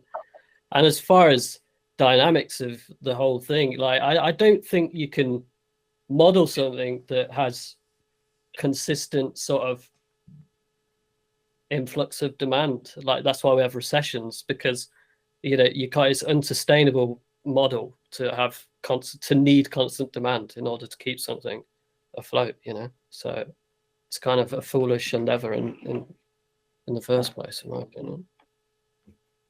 Like say you've got 100 people, it's like the market is that on a grand scale. Like once you get up to like 90 people have bought in, then there's only 10 left, and that obviously flips to where there's more supply side than demand, and it's like an inevitability that was going to bust, because you're going to run out of people that are going to sustain the demand, you know. FTT just hit $9, down from what was it earlier today? It'd be amazing if 20. it went to zero with Doe on the stream, to be honest. It'd be an iconic moment. Surely, I'm not totally sure what the logic behind the dump is, unless people don't believe the Binance deal will go through, which is probably true. And I mean, even if it goes through, like what's going what's to the point happen? of it? What's Yeah. the point of it? Yeah. Did you know they renamed what Binance BNB meant to build and build instead of like Binance something, whatever it was before? BNB stands for build and build now. Build and build chain. Biddle and biddle. Biddle and biddle. Sounds like a. I didn't know it meant something in the first place. Does anyone ever think like, why did I choose this industry to spend my time in? I love it. I mean, not at all. Like it's like compared to TradFi, it's just fun. Yeah, I know, Even- but the even only in options bear in life are not crypto or TradFi, are they? You can do like anything. Yeah, I'm like, This is the I best would, I, job would, in the tot- I would world. totally do gaming if this whole thing goes to zero. Yeah. It's At least you said if and not when. It's an embrace of total chaos, which I can only take in doses. And we've had like I love it. 2 years straight of the chaos going both directions. It wears on you. Glad I closed my FTT short. At Well, you're 17. this is Jim euphoric right now. Oh, you closed it at 17. Yeah. Oh. Sorry, man. So, has anyone got any more good gossip? I've got too many DMs, so I'm not really reading them. Ledger, have you given any more good gossip? Also, Martin Shkreli said he will join the stream. if Sure. we want him to He join. meets the qualifications. Bring him on. What is happening? What am I even doing here? Man, what are any of us doing here? We just came on because we've. So, FTX? You know what? Somebody sent me a tip that FTX was looking to acquire West Ham Football Club, which is really weird. West Ham. People in the chat keep spamming West Ham, but I don't understand the inside joke, so I didn't refer to it. What is the joke? Can someone tell me what the fuck the West Ham joke is? Is this going to be like a D's nuts joke? Do you know what it is? Is this a Wintermute joke? Definitely not. No, I think it's must be British, right? Sounds like a British club. Yes. Yeah. Football. They'll be lucky to get MK Dons at the minute, I think. Who fucking knows? Apparently FTX was seeking to raise $6 billion by midday. $6 billion. 6 billion? $6 billion by midday. What a fucking shit show. So how is surely the whole can't have been 6 billion. Isn't that like how? I guess we don't know how much user deposits are still left. All right, I sent Shkreli the link. We're gonna have so many people on this. So many people on this call. I've got to go to bed soon. It's like 7 a.m. 6 billion is apparently half of Alameda's value. Alameda was 13 previous billion. their value is 0. Apparently, We still don't really know. their liquid value clearly was close to 0. What if they've got loads of money but they just refuse to pay it back? Caroline said, "Sorry, bitch. This is my money now. This is your problem. Sell to CZ. I'm keeping it." What are you going to do? Go to the police? You illegally loaned us some money. When did you know it was over? Before or after the Steady Lads comment? So, Oh God, we're on Luna again. so like when you're in the war room and all of this is happening, like you're like you haven't slept in a while, and like you feel almost holy shit, is that Martin Shkreli? Wow. Oh wow. I mean, why not? Okay. Yeah, why not, right? Bro, Martin, you look good, dude. Yeah. He's not talking. Oh, he's muted. Oh, I think he's Or mute. Maybe on his side. All right, so before or We're after one step Steady closer Lads? to getting Snowden. Yeah. So yeah, like when you're in the war room, like you're in constant battle mode, and like you feel incredibly bullish and things like that. And speaking of like the $6 billion raise by FTX, like at one point we were also putting together like an overnight raise for like $2 billion as well. And I feel like we got pretty close before. I think like the news leaked and Luna somehow tanked by 50%, like really, really quickly, and then the raise just wasn't viable anymore. I think the moments when I like sort of went into shock mode and thought it was over was when like Luna had fallen so low, and so people were swapping UST to Luna so quickly that I mean, like the integer data type that's built into the Cosmos SDK was not enough to encompass very soon like how many Luna that exists would be. So that's around the time, and then the validators were just saying, hey, look, we got to shut the chain down because the chain is not going to work when we get an integer overflow. So that, I think that was around the time when, yeah, far after the Steady Lads comment.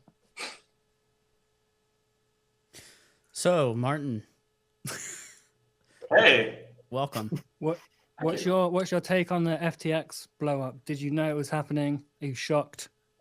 I'm not shocked, I guess, but I think that the hole is a lot bigger than people think, and I think that there's a good chance Binance walks away, and I think that'd be terrible, obviously.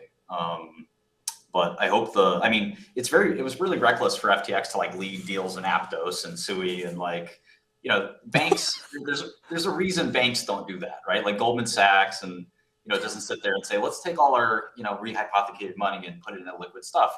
The last time that happened, it was Lehman Brothers. They once called me asking if I wanted to buy Brazilian real estate. And I'm sitting there like wondering, why is Dick Fold personally trying to sell me Brazilian real estate?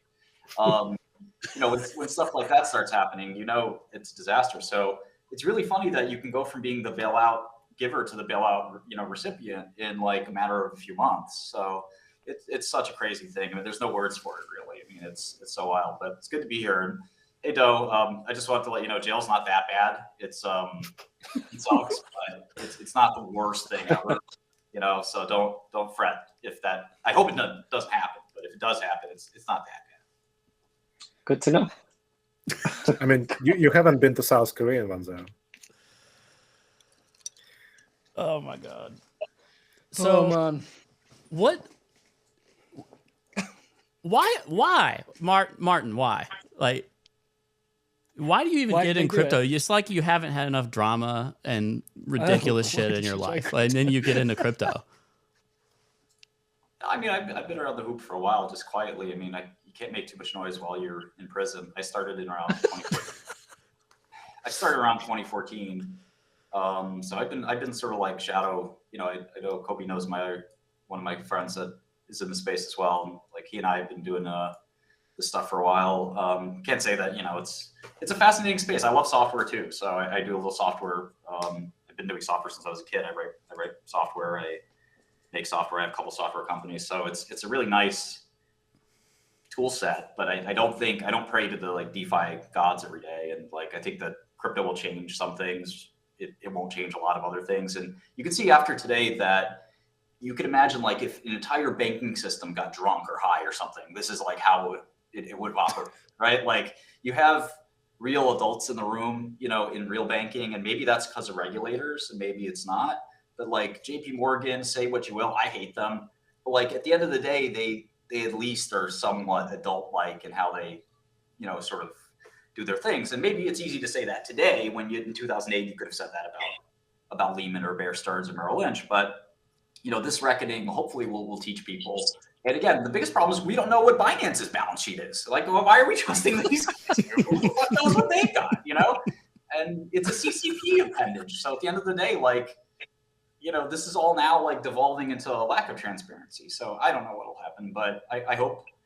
I guess the good news is the protocols themselves are working, right? They're not breaking, and everything seems to be, kind of staying still. But I think unless you have participants joining the market, continuously defeated and sort of disperse and distribute capital and tokens, you need that for the stuff to survive. So I don't know. We'll see. I like crypto as a concept, as a stock price prognosticator, asset price prognosticator. I've been bearish since the day I got out of jail. I'm still bearish. I think we have a lot of problems ahead of us, but in the long run, the software is great stuff.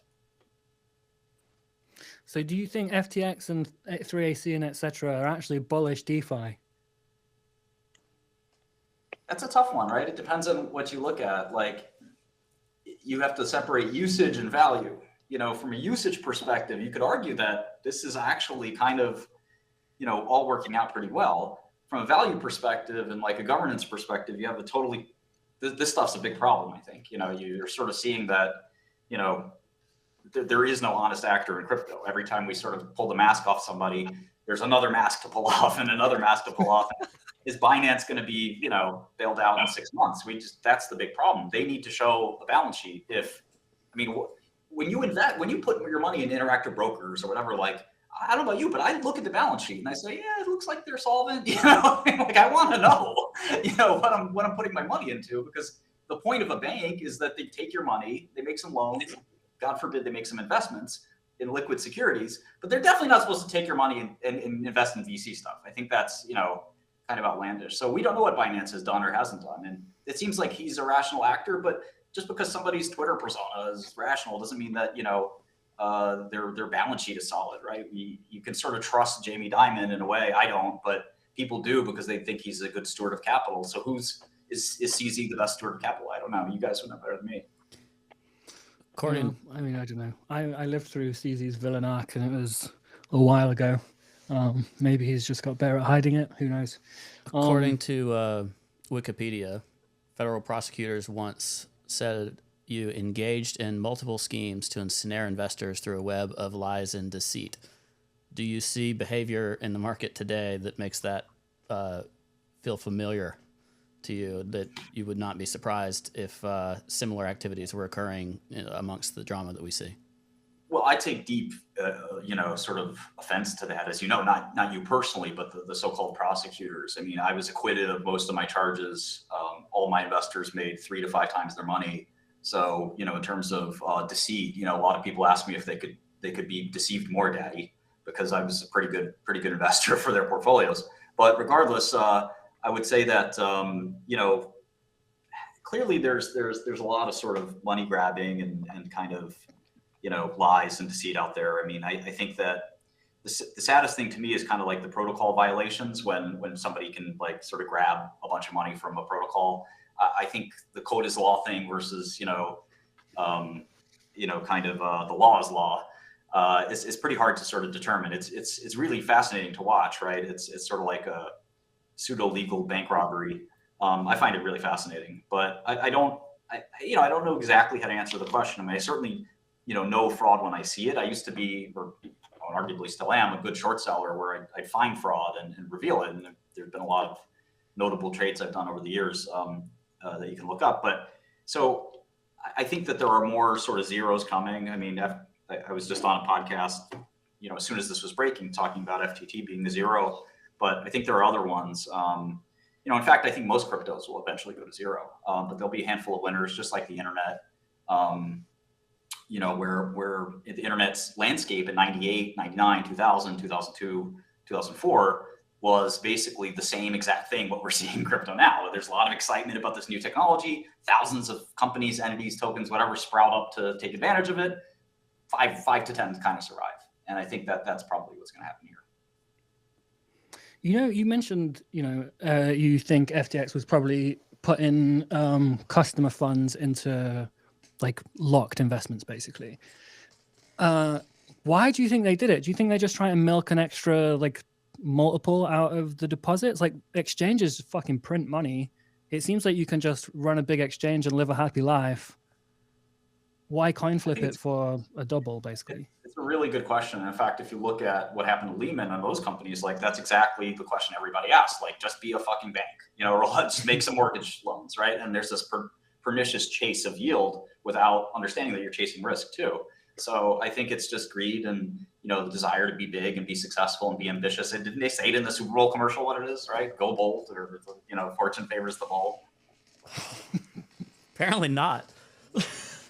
Can we get Trump on? Can we get Donald J. Trump, President Trump, on this? Do you have a connection with Snowden? We're looking for people who've been either convicted, charged, accused, Say less. Be right hacked. back. Jim's sitting there like, I'm good, man. I'm good. Me too, by the way. I stole a Fredo 20 odd years ago. Jim's like, I just shorted all your companies. That's all I did.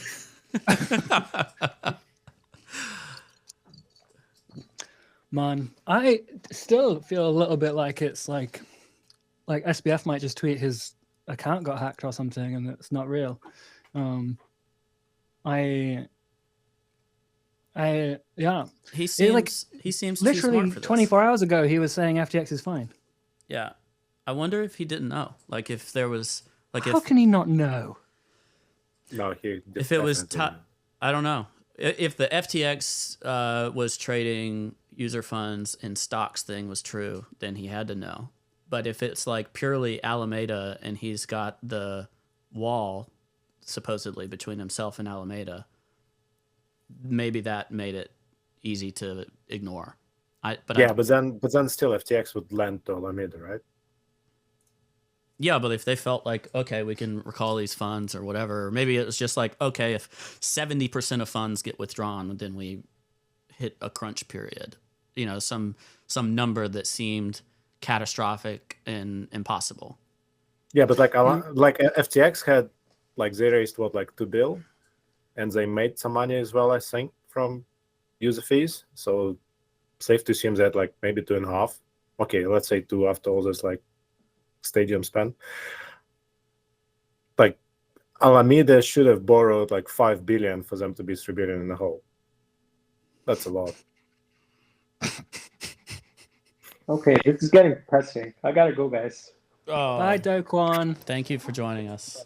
It's on to his next destination. And he just fucking leaves. Yeah. All right, I'm gonna reorganize again. Well, is that the first time anyone's heard from Do Kwon in months? Why did he join? He was on Laura Shin's show like a few weeks ago. All right, so he's back on the circuit. It's because I can tell you from a criminal's perspective why. Oh my God! Can you hold on a second before you say the color commentary? It's because now with SBF, there's a good chance SBF does a little time on this. No. I hate to say it. You know, again, I don't want to see anybody go to jail because it sucks. But if people don't get 100 cents on the dollar here, SBF's probably going to do a little time. You think that's what it's correlated to, is whether they get 100 cents on the dollar? If you basically were the architect of an empire that took people's money and then didn't give it back to them, that's all they need to know, right? They're going to find some law that applies to you. Call it what it is: wire fraud, securities fraud. I mean, it's not hard to build a case, and nobody's going to look at Sam Bankman and say anything but guilty. Man, I wonder how many people knew. Right? I just wonder how many people in the company knew, because I'm surprised that Zane was saying posting the terms of service and stuff. Also, what's the Alameda statement? Is there one yet? Are they just like silent? Surely everyone knows that they just lost loads of money now. Because Sam, who left 5-6 months ago, said, "Much love to everyone. I'm sure the past few days have been dark, and I hope the road ahead is brighter." Caroline hasn't said anything. She tweeted to a guy, Ben. one of the tokens. Yeah, Ben from Bybit. Hasn't said anything else. I would love to know the details. How did they blow up? What did they do wrong? Where is Sam's account? Is it under FTX Sam? Yeah, there it is. I don't think he said anything new, has he? No. SBF or SBF. Trabucco? He stopped with the thread. He's like, lawyers run that Twitter account now, I reckon. Yeah. So what's the deal with the U.S. side of things? Binance US and FTX US are two separate companies, are not currently impacted by this, is what he said. the thread before, like there's a blow up thread, and then the latest thing is him retweeting someone saying, "Can't wait for my FTX airdrop for not moving any of my funds." Oops. That's quite bad, isn't it? Yeah. I mean, they changed narratives yesterday or the day before, basically saying like, get off our lawn, everything's okay. We're going to get back to business, which was where did the lies begin? I think they said that they started out the day looking for $1 billion, and the rumor is they did ask Elon Musk for money, which is amazing. Man just spent $45 billion. What's another one or two, right? And they started with one, and then I guess by midday, there's a new news company that's reporting that they were asking for as much as $6 billion. So, jeez, how do you lose $6 billion?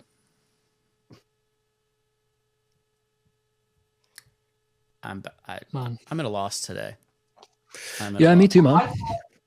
I thought that Alameda was a bunch of MIT, Jane Street, Two Sigma whiz kids that were just like printing money using this smart quantitative investing strategy, and they could make $10 million or even $100 million or whatever it is a day or a week, a month, and it was just this consistent profit engine. But I guess it was just a fucking farce. I don't know. Yep. I think they did it for a long time. I think they did that for a long time, and then they got. Well, they were just bull market heroes. No, I think they were delta neutral through the prior bear, because they played the kimchi premium or whatever in 2017, right? That's how they got their stack. And then they went delta neutral throughout the bear market, and they went directional with Solana and FTT and stuff in 2021. And if they blew up, then it had to be on being lazy with your upside being so extreme that you thought it was safe to borrow against it or do whatever else. And they didn't recognize how dangerous that position could get. Oh my God, today's a blood moon total eclipse. Did Marin win again? Yeah, Marin won again. Fuck. The freaking witch, the TikTok witch. That is a weird one. For all those who want to know a couple more crypto criminals, so both Is there like Virgil, a Telegram chat? Well, we got a little, we all stick together. So, yeah. Virgil is in good hands. He's over at a prison with a bunch of friends of mine. They're taking care of him, so he's doing all right. That's sad. That one's really sad. shit. Yeah. If you want to get anything over to Virgil or whatever, just let me know. I know all of his takers here. He's in good hands. Nobody's going to bully him or pressure him. And same thing goes for Ilya. And so many other of these guys. I mean, it's just sad to see how many crypto people are going to prison and will go to prison. I think we're just seeing the start of it. I mean, it's going to be a pretty big club. So yeah, they can start down. Yeah, the Virgil one is very sad though. The other thing that's like common now is there's a lot of like crypto people drowning. With Nikolai and then can't remember his name a few months ago as well. Just a lot of random drowning happening.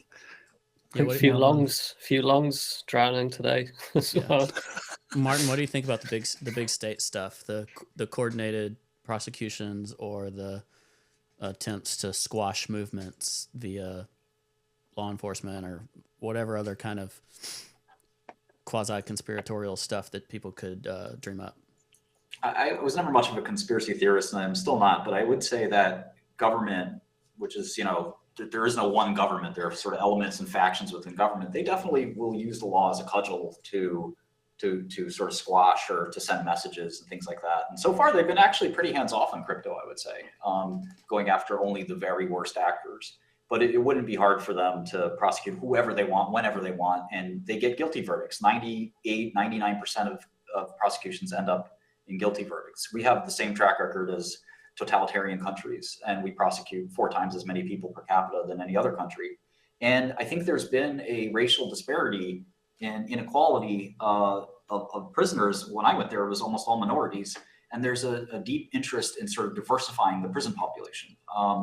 And so who better to put in jail than some crypto people? But again, I think the government's been fairly restrained so far relative to the amount of crime that exists. I do know, I think as far as much as you guys do, that the folks like the FBI or the IRS, I'm sure you guys saw the other day, this guy had $3 billion of stolen Silk Road coins in a shoebox underneath insane a popcorn tin can. Sick.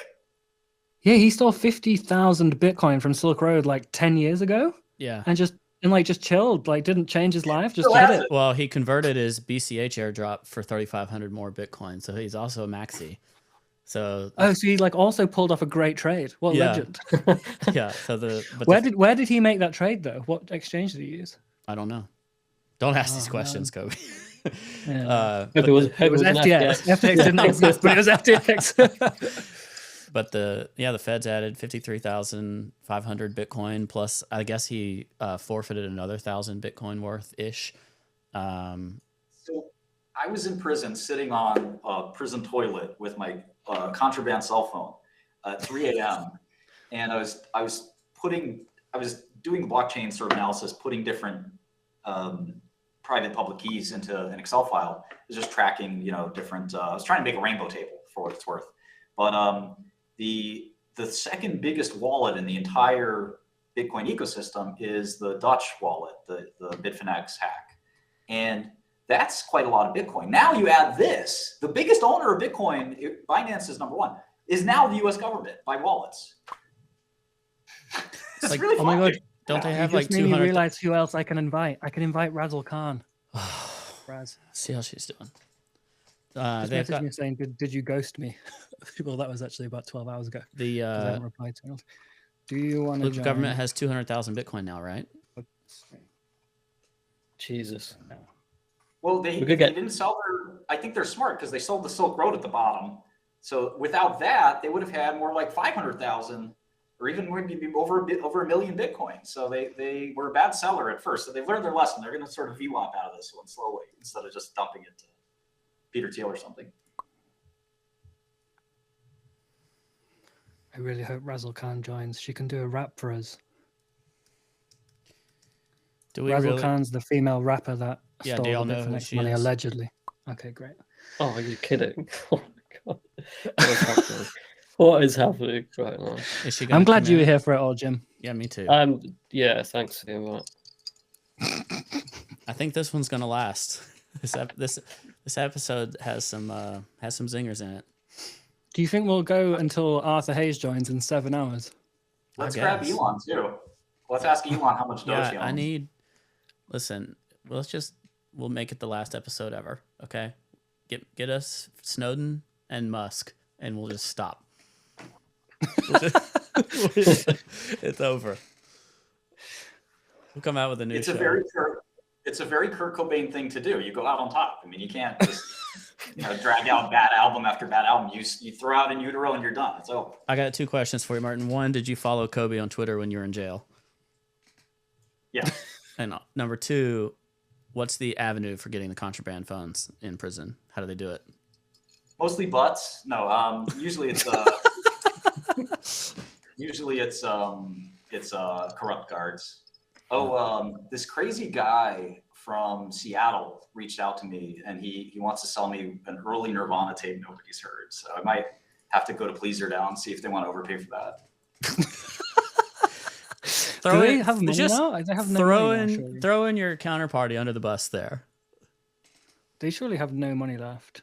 Well, like the members of Pleaser Down were like all 3AC and etc., weren't they? So, and they haven't done anything in ages. They've just gone quiet now. Ever since Dog went zero. Do you think it's a sucker's game to have ethics in investing, or should you do anything within the bounds of the law to win?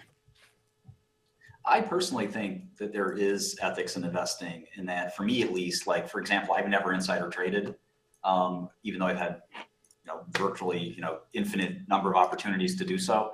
Because ultimately, like, if you're going to play a game, whether that's poker or trading or chess or whatever, what's the point of cheating? What's the point of cheating if you're going to play that game? Now, in finance, the point of cheating is to get rich. But if you're any good at the game, you're going to get rich anyway. So ultimately, just be good at the game. If you're not so great at the game, just keep learning, keep studying. We're all pretty young here. You'll eventually get good at the game. You'll eventually make a ton of money. So to me, cheating doesn't make a lot of sense. And I think there should be some lines you draw. At the same time, like, I do think if you can mentally sort of justify it and sleep well, and that you think that you're doing sort of a net good service, from raising drug prices, for example, then by all means do it as long as it's legal. But you have to have a pretty good rationale. And again, you have to justify really to one person, which is yourself. Do you ever think you went too far on the drug prices? I don't, because I steadfastly believe that there is sort of this ecosystem of pharmaceuticals that needs to exist, and that if there's any industry that should like be well capitalized and like, kind of like just profitable and sustainable, it's the medicine we take, as opposed to say, media or something like that. I think like there are some like existentially important industries, and pharma is one of them. I don't think I did a good job of discussing that and going through that and talking about the importance of orphan drugs. And again, you asked a really special question earlier to Do Kwon, and Cobie did, that was like, well, did you communicate as well as you could have? And his answer was really gave me like deja vu, where he said, well, I was shitposting at a time it was popular shitpost. Twitter has destroyed more careers and more billions of dollars than any other fucking web. Just running your mouth on Twitter is just so easy. It's so fun. And then the consequences the next day are like, oh, fuck. Yeah, you feel like you're at a bar with friends instead of posting on an internet, like a public internet forum that basically lives forever. Look at Elon. He just flipped from being loved and being the richest man in the world to now he's looking at a $40 or $50 billion hole. Who knows? I mean, I think he'll be fine, but it's just a very quick, like, insane thing to do. So anyway, I'll shut up and let you guys do your job. I'm just curious, because I feel like in crypto, there's a lot of people that play on this like ethical boundary of, if you can do it and it's not against the law, then it's okay, versus what is good for the consumer, what is good for your particular customer. You've been in another industry where, the price of one pill went from whatever tens of dollars to $750 because you bought the company and secured the ability to do that. And patients were the so-called victim there, right? The ones who had to pay it, or insurance company, or however that was covered. And so like, how do you match that? How do you figure out what is the boundary? Where can I play nicely and for profit and not screw people over constantly? Is there an ethical line there that's appropriate? Yeah, and I think, like I said, I think you have to find it for yourself. Like Michael Dell talked about this as well recently. In fact, his recent book is about how to make money and be a nice guy. I don't think you have to be a nice person. I think the goal is that you're treating every constituent fairly and positively. And I won't go through a defense of orphan drugs, but there needs to be some drugs that are very expensive. And that was one drug that needed to be very expensive, because there are very, very few people who take it. And that's just sort of very easily defensible in my view. It's very hard to understand and communicate. And with the media, that's sort of a clickbait media, it's very easy to sort of shoot questions, shoot people and ask questions later. And I think, lots of people go through that, whether it's Musk or others. And I think that, we live in a world where you can get sensationalized virtually overnight over really something that's either industry standard or quite beneficial, believe it or not. So if we look at, like, I guess, the one thing that's sort of in the air here is, when people exploit a protocol and say, well, I was just doing what the code let me do. That's sort of the kind of, I think what we're talking about here, whether it be Mango or other sort of chains, even BNB or the Binance chain, where BSC, where, people could just sort of yank money out of these protocols. And I guess, to me, like, I personally, I wouldn't do it. I wouldn't do MEV or MEV. I wouldn't do a lot of the stuff where, you're smart for doing it. Like it takes a real genius to sort of look through these protocols and say, if I send this instruction and I, use this and use that, I'm going to have 100 million. Look, great, you solved a great puzzle. But to me, it just doesn't, it's too icky for me, at least. There's no net benefit to anybody. In my drug pricing scandal, I really steadfastly believe, as someone who really knows my industry really well, that there is a benefit to higher prices. At the very least, it's the solvency of the manufacturer, which is often not easy to sort of guarantee. You need to be in business to be able to produce the product. In the case of the DeFi exploits and things like that, it's sort of like there is no winner. There's just a guy that sort of took all this money and ran. Everybody loses except that guy. So to me, that's a line I draw myself at. But I'm not like saying that the people that do those type of things did anything wrong. I don't think that I think they're geniuses. And a lot of them are anonymous. Obviously, very few have the courage to be out in the open. A lot of them are basically sort of hackers, for lack of a better term. And it's I view these sort of as hacks more than anything else. But again, it takes a real genius to look at these things and withdraw tons of money from them. So I applaud them from an intelligence perspective, at least. The markets are speed running it downwards. FTT is in the 8s. Ethereum was 1,600 this morning, is now 1,300. Coinbase services are down. Multiple services. Kraken's apparently also down. So it's just a flourishing industry. Fuck, man. Solana's at 24. I don't know if that's high or low for Solana, to be honest, because I just never look at it. On a Is that relative like basis. It was like 30 2 days ago, so. Yeah, I mean, surely it's worth as close to zero. Solana is just like it's just like you're betting that Anatoly is smarter than everybody else. And it's like, he's probably smart, but he's maybe not smarter than everybody else. Same as Ethereum, right? You bet Vitalik's smarter than everybody else.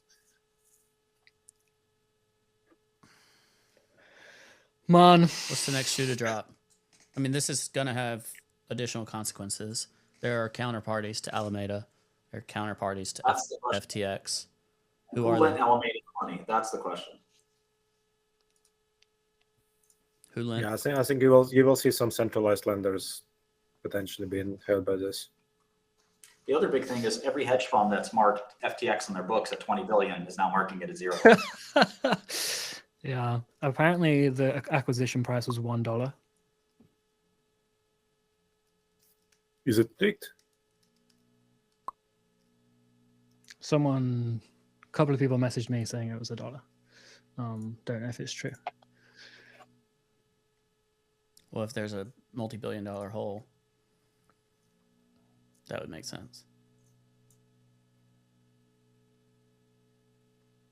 Also, on the FTX side, in terms of, you were talking about like Zane tweeting stuff, Cobie, like if that bridge from Alameda to FTX was narrow, only a couple people or whatever that were familiar with the way that they were structuring deals, then it's possible to leave a lot of people in the dark while you're at it. Yeah. Has CZ tweeted again? I don't know.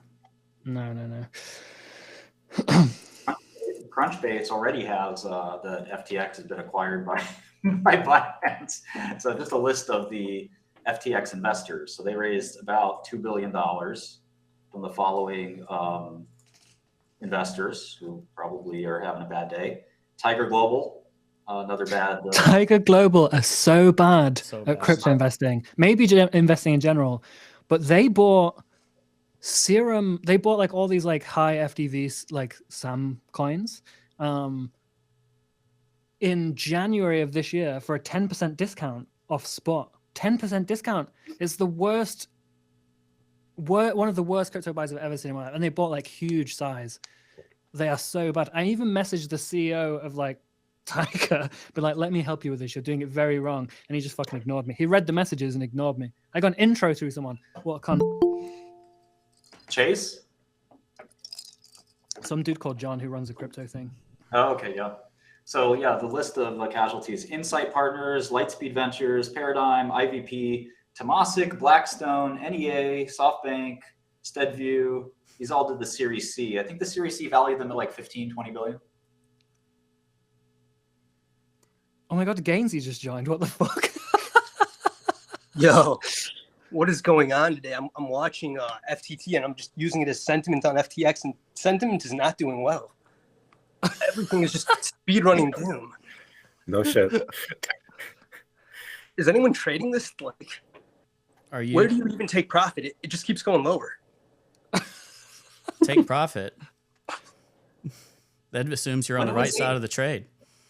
When it was 18, I said, Binance, if Binance absorbs FTX, why in the world would they let this token live?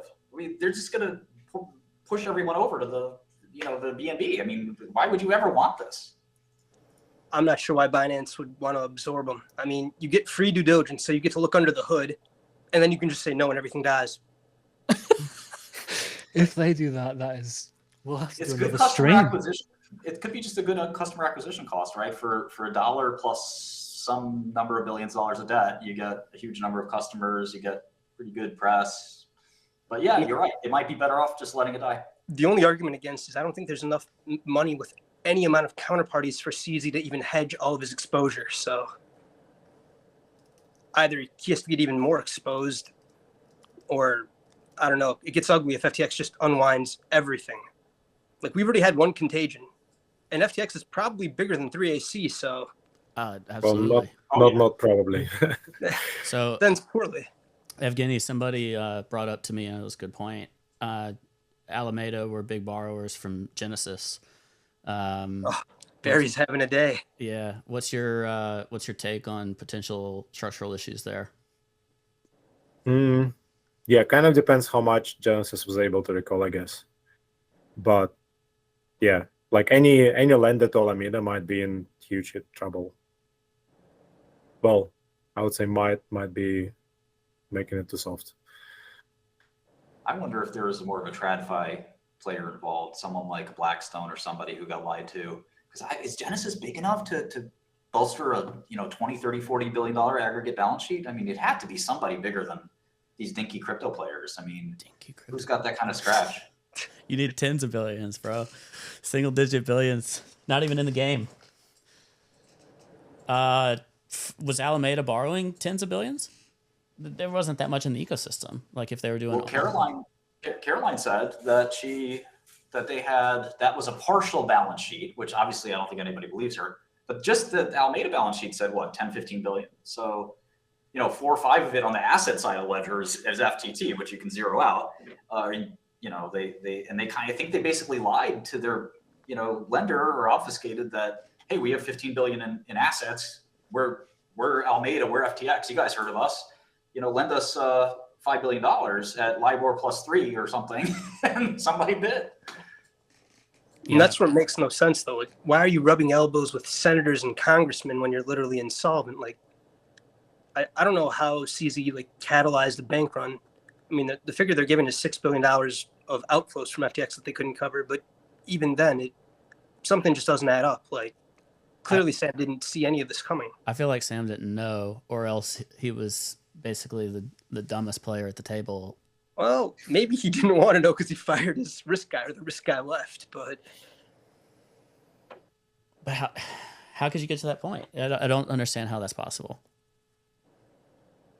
Yeah, I think the exodus of executives tells you something. I mean, the folks who left probably saw that, Who left? You said the risk guy. I mean, Brett left FTX US. So there's Brett. There was the other Sam. Then there's the actual head of risk compliance. That might have been. I don't know who that was. Yeah, me neither. Actually, Cred does. I think he TM'd Cred before, and then Cred was the one that let me know, way back. But I didn't think anything of it, because who bets against Sam? The track record of anyone betting against Sam is awful, except for now. Except for this moment. Yeah. So I don't think this actually happened from the asset side of the ledger lowering itself in value. I actually think that the culprit is the asset side of the ledger has liquidity in it. It's level 3 assets instead of what it's supposed to be, which is level 1 and level 2 assets, because the 5 or 6 billion of withdrawals, you can't give people an Aptos token or something and say, hey, here's your cash, or an Aptos private equity share or whatever it is. And I think they led the round for several of these things. Now, it's not much, 50 million, 100 million, but if you do 10 or 20 of those, it adds up. And it'd be curious to see what specifically they lost money on. How did they get to this point? because typically, let's say you and I, Cobie and I started one of these, and we got $10 billion of assets, right? Cobie's off drinking somewhere or something, but we have $10 billion of assets, and Cobie and I decide to put $100 million with Gainzy, and Gainzy fucks it up and it's worth zero. Sorry, Gainzy. Many such cases. and we're down to 9.9 billion, and they hear about the Gainzy problem, so people withdraw 3 billion, and we say, okay, here's 3 billion back. We lost 100, sure. We still have 9.9, so going down to 6.9 is not a big deal, right? So it's sort of weird that, like, okay, well, where is the client money? Like, why aren't you solvent? Like, what happened that you can't?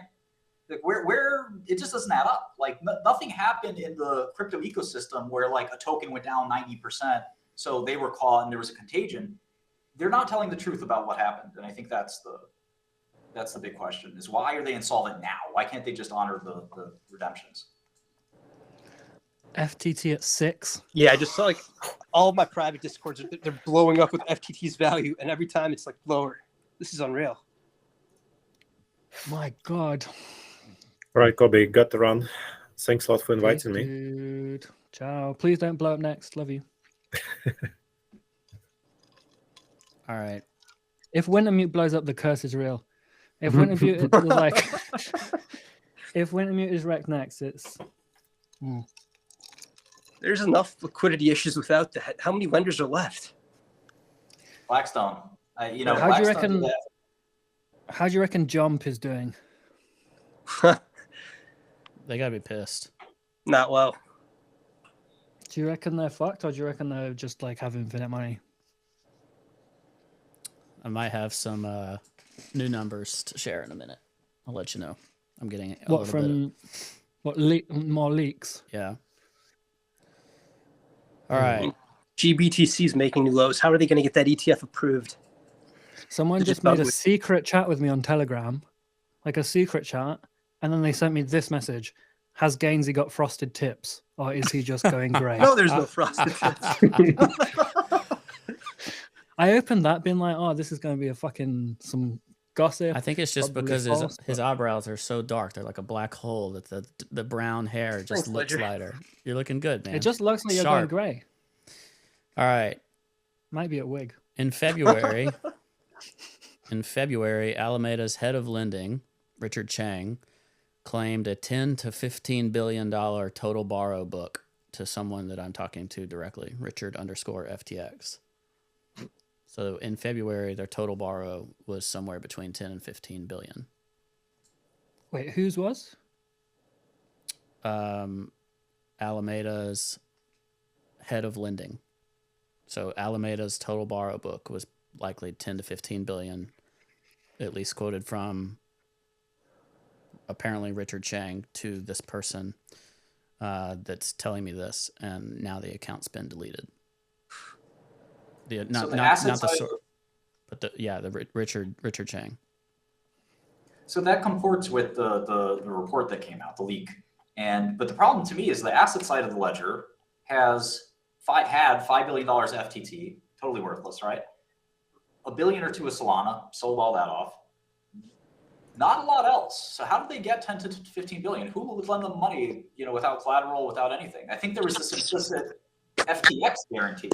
That might have been the deal where it was like, oh, if anything goes wrong, FTX will just kick over the money, and you're just like almost like a senior secured, and you have protection from two entities or something like that. Gainzy, is that an NFT on your wall? No, but it costs just as much as one, and it's worth just as little. So once again, mistakes have been made. Someone's telling me there's a rumor that the metaverse is now bankrupt as well. The metaverse. Thank fucking God. Finally. CZ tweeted. Oh, now people are just making secret chats with me to send me stupid fucking messages. Hold on. We got a CZ tweet again. 3 minutes ago. All crypto exchanges should do Merkle Tree proof of reserves. Banks run on fractional reserves. Crypto exchanges should not. Binance will start to do proof of reserves soon. Full transparency. Man, how has Justin Sun survived? Like, yeah, what a Chad. Speaking of jail. Isn't he like? Doesn't he have diplomatic immunity now? Yeah, His Excellency, he does. I think they're gonna crack that hack. I don't know if that's gonna hold up. Yeah. So does FTT just go to 0 and stay there, or is this like? What happens to Luna? Luna went like lonk now, isn't it? Like 80%, then up a bunch, and then 90% and up a bunch. Is there no white swan where Sam actually gets the money and salvages this? Even if he did, I don't think anyone uses the exchange ever again, right? Like Well, crypto's It's got fun. an elephant memory. Like for a few weeks they wouldn't, and then he adds like a coin that nobody else has on, and all of a sudden you have to because all the liquidity is on FTX. The one's just gonna jump right back on. Yeah, it's true. It's true. I'd set up a fucking KuCoin account in peak bull market just for one altcoin. So Man, is Coinbase fully down? What is going on? Coinbase. Somebody did buy a ton of puts, so Oh yeah. Right, I'm gonna dip out. Thanks for I'm joining, honey. sensing some carnage to come, so I'm gonna go click some buttons. Do your job. Yeah. Peace. Have a good night, everyone. Oh, Ledger, you message. Oh, Ledger, it's really fucked now. I know. so CZ doesn't want to come on the show. He came on once and then it didn't go very well. Well, he's having like the time of his life right now, just tap dancing on FTX's grave. Like every new tweet is just thinly veiled brag. Assuming he's liquid and he's not posturing himself, which I think they've been a more straightforward actor, but like we don't know what their balance sheet is. Well, they did just throw 500 million at Twitter. You can only assume that they are. And they I think their cold wallets are marked. So I think so too, but it makes you wonder. He just tweeted that they're going to do proof of reserves, Merkle tree proof of reserves, and all exchanges should start doing it. So they're going to do it soon, apparently. So at some point we'll know. The problem with proof of reserves is it's like half the picture because you don't have proof of liabilities. So we'll be able to see how much they have, and they'll have, they've got $20 billion of Ethereum or something, but we don't know how many customers feel like they have money there. So they might have like 25 of liabilities. So it's only really half the picture. But Kraken does that as well, already. So I step in the right direction, but it's just hard, I guess. It's like Tether when they do the not audit. Do you remember when 3AC were blowing up and they just shared like a letter that was like we're defo solvent, all good. Maybe that's what Alameda was sending back to Sam and saying, like, look, this is the industry standard letter. What could go wrong? Look, I understand why people become Bitcoin maxis. Well, the Bitcoin maxis were embracing this chaos like real quick. Naturally. Yeah. I'm just still amazed that it's even happening. Withdrawals have been turned off on Kraken. What? Random DM I just got. That might be Surely not. Surely not. Oh yeah, I got that as well. I just seen it. Can't add withdrawal addresses. Can't add a withdrawal address. So I mean, that would imply somebody even uses Kraken and is trying to withdraw. So I'm calling FUD. Like, nobody uses these sites. It's so Kraken was so close to being the greatest. Like it just didn't work during the bull market, which is like its whole job. But everything else was great. So like a $10 order, $50 wick. The CFTC, who once called me randomly on the phone to ask information about 3AC. Did they actually? Yeah. Frank Chaparro How did they get your number? I don't know. But I was on the way back from the beach just answering questions from the CFTC. It was great. They said to Frank Chaparro, any regulatory issues right now are unclear. Spokesperson Steven Adamsk, but they're watching the situation. I mean, these regulatory bodies are going to hop in real quick, like real quick. My tweet was quoted in an article by Fortune. Great. Awesome. So Gainzy, where do you trade if you're looking for a home? Right now, I'm mostly trading legacy markets. Like, if I'm going to trade crypto, just OTC desks. Bro, you're Waiting on sports a betting. passport from St. Kitts. So You're gambling. You're just gambling. How much have you lost since you made that 250K parlay? I'm up around, well, with yesterday's losses, 350K or something. I don't know. Up 350, including that win? Which one? Oh, yeah, with that one. Yeah, Gotcha. yeah. So you haven't At lost. least you're not down. It'd be 550 if I didn't listen to Twitter. Like, if somebody sent me a parlay and I just didn't take it, I'd be fine. Do you have You any? sound so confident. Do you have any questions for Martin? Yeah. Can I get Al in whatever new blockchain project you're doing? You want to get what? An allocation in the seed round of whatever you're doing. Surely. These days, I think we're pivoting from crypto to AI. So it's All right, hear me out. You What added about .ai. both? Why not both? Someone's going to do it well at some point. I don't know if it'll make sense, but the metaverse didn't make sense either, so Yeah. it doesn't matter. Someone messaged me saying the metaverse going bankrupt is actually not wrong. And Animoca, which is the biggest metaverse GameFi whatever investor, is in the shitter and are really tight for cash. Martin, did you watch the Inventing Anna movie on Netflix? Yes. You were a feature character in it. Do you have any thoughts? Well, I may or may not be texting with the woman in question at the moment. So. Wait, was this? This was. I thought was it a show? This was this is the fake German heiress who rubbed shoulders with people like Martin. And there was like some credit card roulette, which Gainzy's very familiar with for dinners and all this stuff. And I guess they had some sort of relationship, and she eventually went to jail. Is that right, Martin? Yeah, she went to jail. On house arrest right now. On house arrest right now. She cleared all her debts by selling the story to Netflix. I think somebody else sold it. Yeah. But I think that's her game plan, was to go to jail for a little bit and then be a real celebrity and heiress and stuff like that. Not heiress, obviously. Yeah.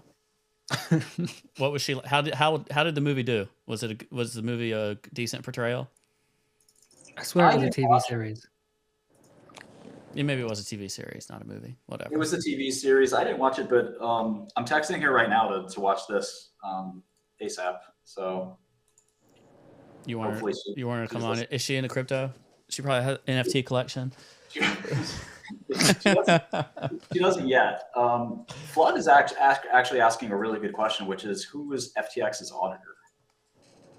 Yeah, they said they were audited, regulated and audited. I guess maybe it's the U.S. side only. I don't know. I mean, I kind of want Arthur to come on, because Arthur literally had a subtweet that wasn't cryptic at all. It was just calling FTX out. It was saying, who's the next Lehman? And then they add FTT immediately to their margin exchange. And then Arthur buys 15K Bitcoin puts.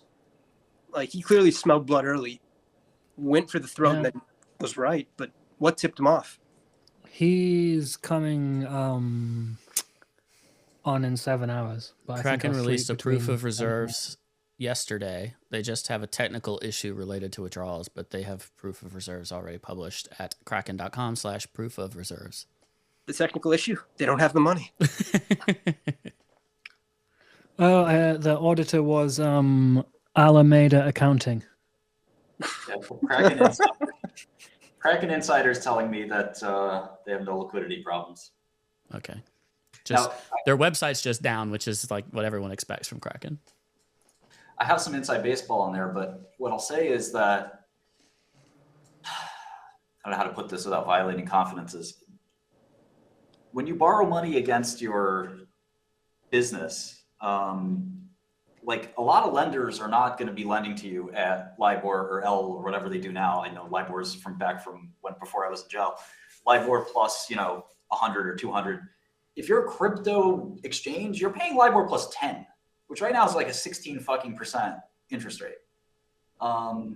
So whoever gave Alameda these loans, you not only have to pay the money back, but then another 5 to 10%. I'm assuming they got a good price.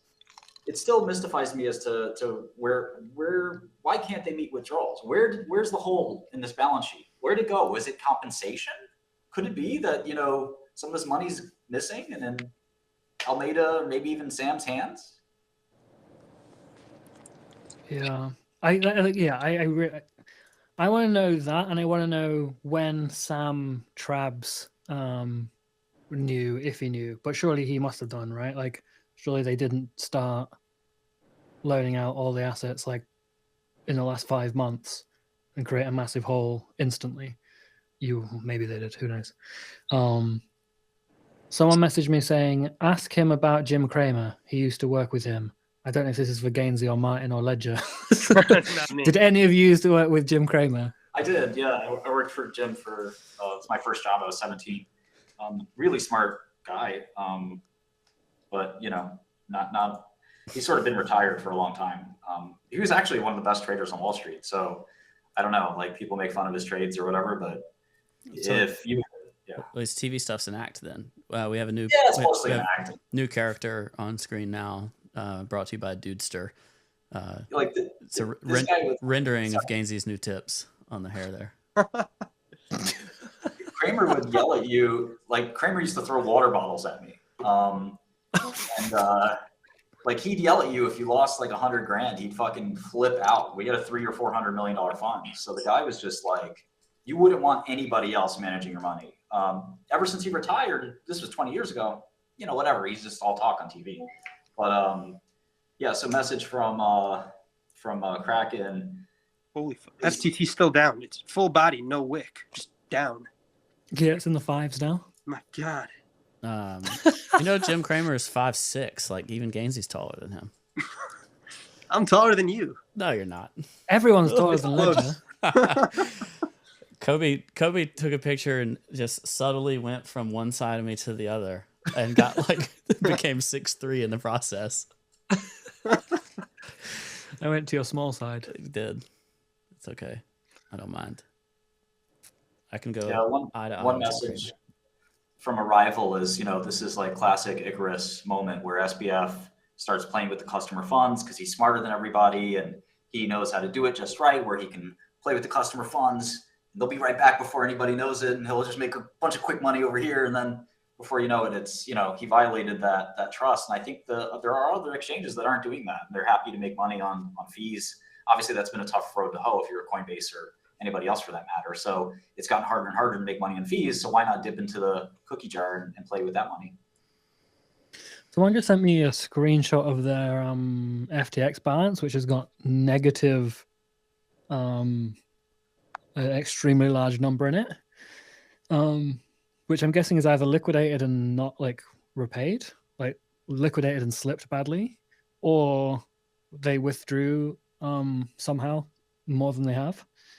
All right, they just said last year we found a bug where you could withdraw more than your balance due to P&L jumps on positions that directly affected the account. And the screenshot he's forwarded me is from 2021, November 2021. So maybe there is like some hole from a bug where people were just withdrawing more than they were actually had in their accounts. Usually if one person can find an exploit like that, other people do too. And it's possible they were just fucking drained, if that's true. I wrote to them after and they could not even find the account and they did not believe we took them for millions. It took them days and afterwards they paid a 25K bounty. Is that basically the same thing that the guy got arrested for with Silk Road? Exactly. I mean, he was doing like hitting withdrawals a bunch of times, processing it more than once before it confirmed through the Silk Road API or however it was authenticated. Unrelated, but if Alameda, I'm assuming, isn't illiquid and they're trading right now, and technically they're a different entity than FTX, and FTX is unwinding FTT. Is Alameda just all out shorting FTT while FTX unloads it? No, I think Alameda's donezo, and that's causing the FTX problem.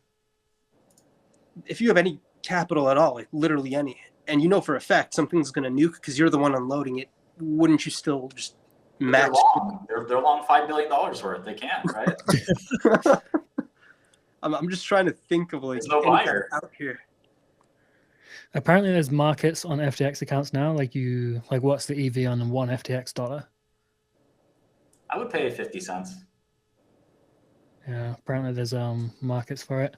It reminds me of when GOX went down and there was Bitcoin Builder where you could buy a GOX coin, and it like fluctuated from like 1% of a Bitcoin to like 90%, like virtually every day based on what Charlie Shrem or Roger Ver was saying about GOX.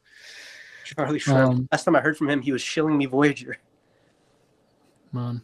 FTX clearly had no idea of customer balances, totals, funds in and out. A few guys in a company that knows they are making money, so all balances got to wait until later.